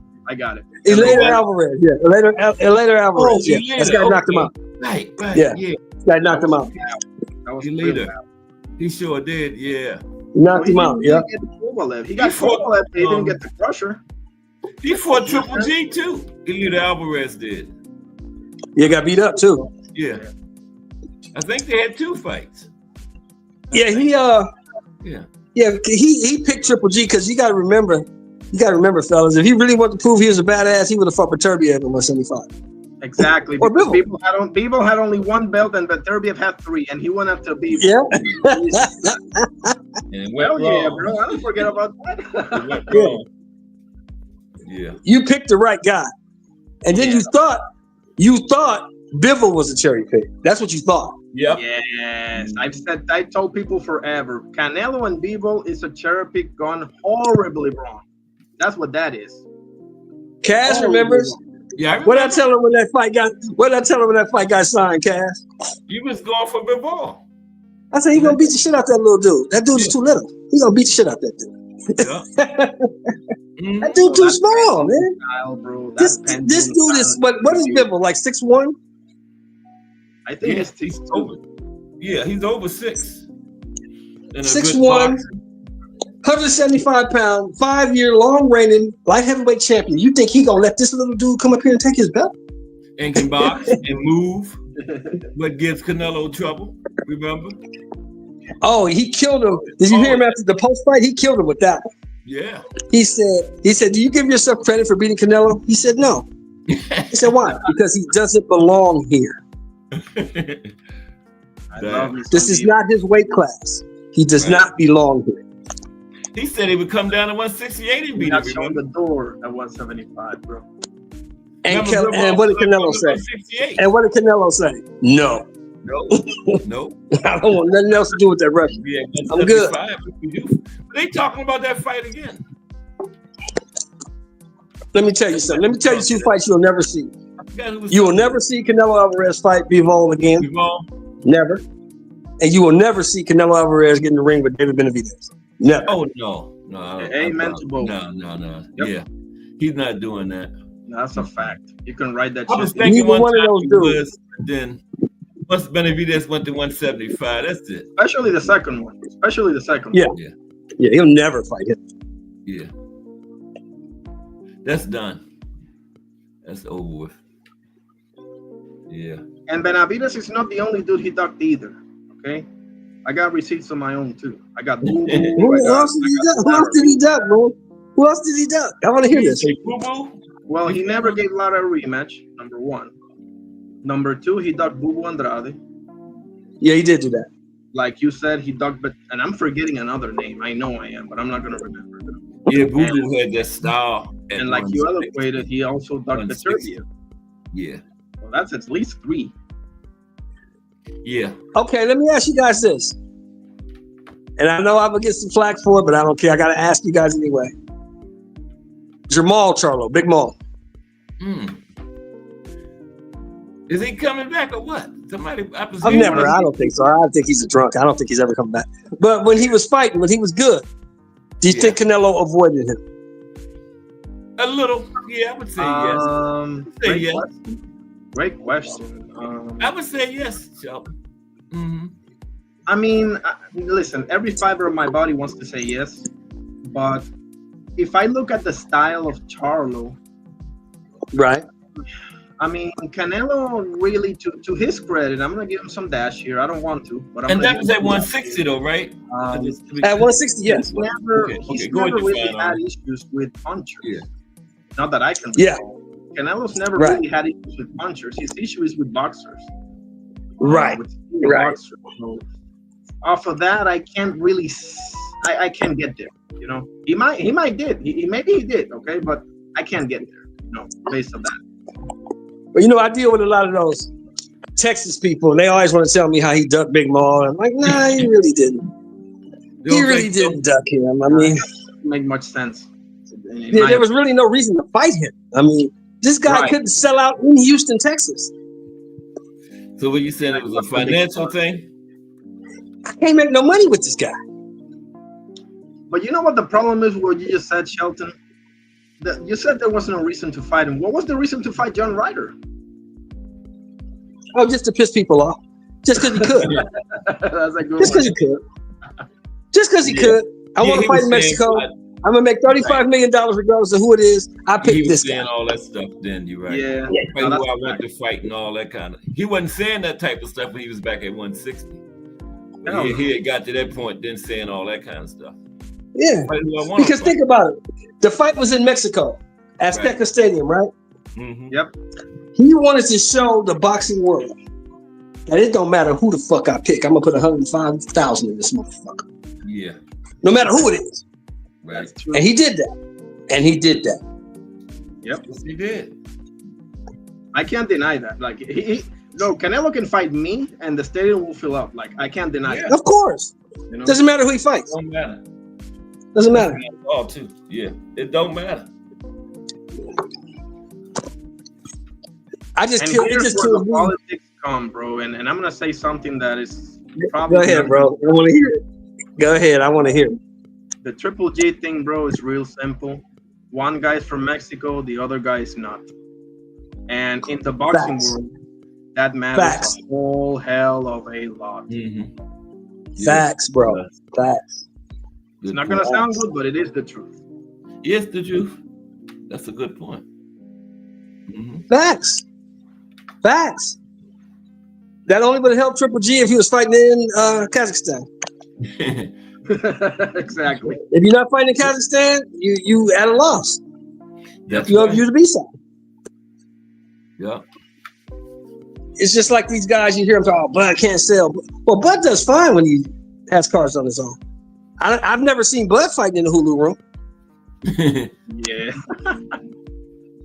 And I say that to say this because one of my favorite fighters is Sandor Martin, bro. And I don't know if you can come up with a guy that had been just screwed over more than that. Barroso, They got Dalton Smith and Barroso, the old man. They did him bad. I'll say Hagler, 48-2 before he got a title shot. back then. Oh no, I'm saying right Oh, now. yeah. I'm He's saying right talking now. Hagler's my about- favorite. Oh, right now? Yeah, no. He's the Barroso- poster boy for getting fucked over. He's the poster boy for getting fucked over. Eliminated Exactly. and still haven't gotten the title shot. When was that? Like 2023? Yeah. How many won the Well, title? you took the title from him. Remember, he was winning the fight. Yes. He was winning the fight, and they jumped in and saved Rolly. You remember that? Stop. Yep.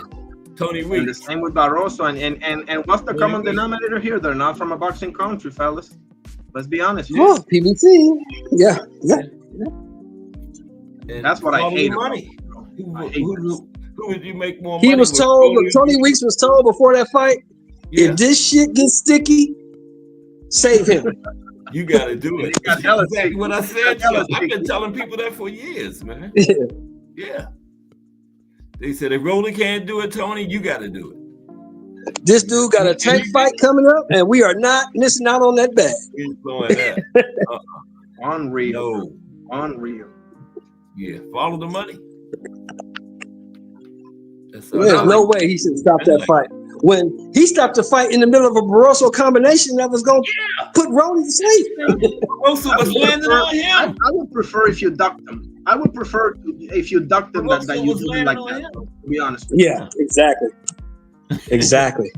How the They hell did you that gonna man stop so the fight wrong. for the man that's landing the punch? That was Oh, crazy. that's why I was so glad that Subriel Matias got the win over Puello, Yeah. Alberto Puello. because Sandor Martin beat him. Sandor Martin beat him. He beat Puello. He beat that man. Tio also, and he beat Tio also. Yeah, they found he out beat he had a Tio. point He beat Tio when he easy. said Sandor is one of the most screwed over fighters in the modern era. That was a good point. He Yeah. is. Yeah, he beat Tio. Yes, he did.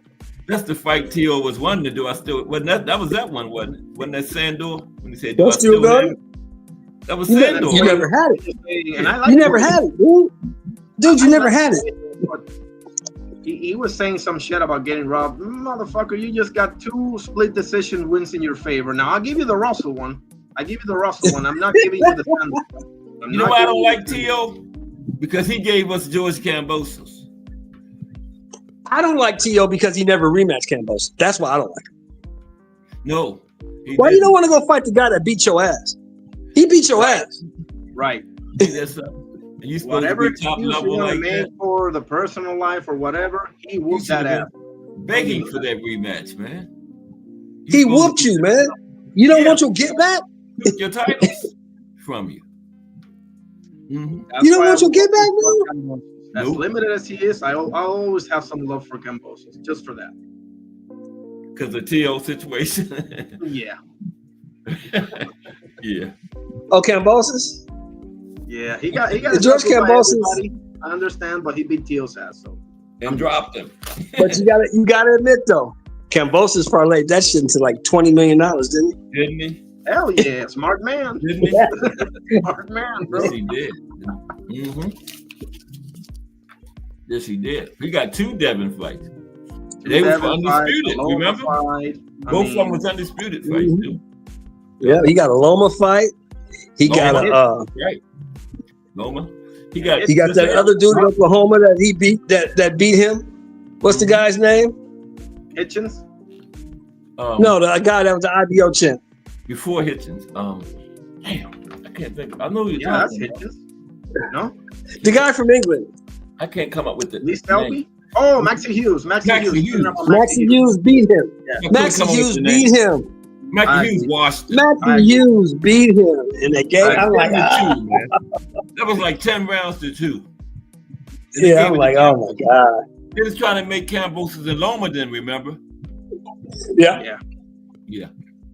Now I knew he was gonna get his ass handed to him by Loma. That's a horrible They didn't match. want Loma and Maxie Horrible Hughes. matchup. No way. Kambosos did have that Tio on his record at Fort Devin twice, so he was kind of a little name, and they was trying to make him in Loma, not Maxie Hughes in Loma, you know. So they robbed the hell out of Maxie Hughes. Whoever his management is, bro, you need to hire them, bro. Who? Kambosos? Yeah. Like you got a win over Tio, and then you got 2 fights against David, a fight against Loma, and a fight against Hitchens. How many main events are that, bro? Yeah. Like, damn. All off of that Tio win. Whoever's None of that would managing have him, happened if he hadn't award, beat bro. Tio. Give that man an award. Whoever's managing. None of that would have happened, you know, if he wouldn't have beat Tio. Hell no. Yeah. He should have given Tio some of that money. Like a royalty. Yeah. Yeah. You know? Like, thank you. Telling you, man. Yeah. I gotta get ready to run though, fellas. Man, I really enjoyed this. Yeah, All right, man. Thanks for having us, bro. Appreciate your time, man. 2 to 4 every day, Shelton. Monday through Friday. Yes, sir. Yes, sir. Always welcome on the panel. Divine Ernie, I'll catch you on the next one, yeah? Hey, great to meet you, brother. Definitely see you. Great to meet you too, sir. Appreciate it. You God You bless. guys have a great day. You too, Shelton. Appreciate you. And Mhm. Define Arnie. You know I appreciate you, Define Arnie. Define Arnie is a regular up here. That was Shelton Moore and Define Arnie on the panel. I remember when Thomas Hill left about an hour ago, we was getting ready to get out of here. Then Shelton hit it. So I gotta stay now. We had a great boxing conversation. But tomorrow we're gonna talk about the top 10 fighters in every decade, starting from 1900 all the way up to 2025. It's gonna be done in 2 parts. Tomorrow is 1900 to 1960. And then Wednesday, top 10 fighters in every decade from 1970 to this little half a decade we in now, 2020, 2025. But I appreciate everybody. We had today, Shelton Moore, Crush the Legend, Mike Mazik, Al Booger, Pearl Sir, Camp J Network, Bruce Gas, Boxing, Jazz, and more. Just Do Boxing, Technique, Thomas Hill, Mike Grimm, Darrell Hattie, Kensaw Love One, VVO Sports TV, and Miss Cass was in the building today. Appreciate everybody. We'll be back tomorrow with another Cass Sports. If it's Monday through Friday, 2 p.m., it's the Boxtorian, bringing you all that boxing history. Everybody have a great afternoon. Appreciate y'all 1,000%.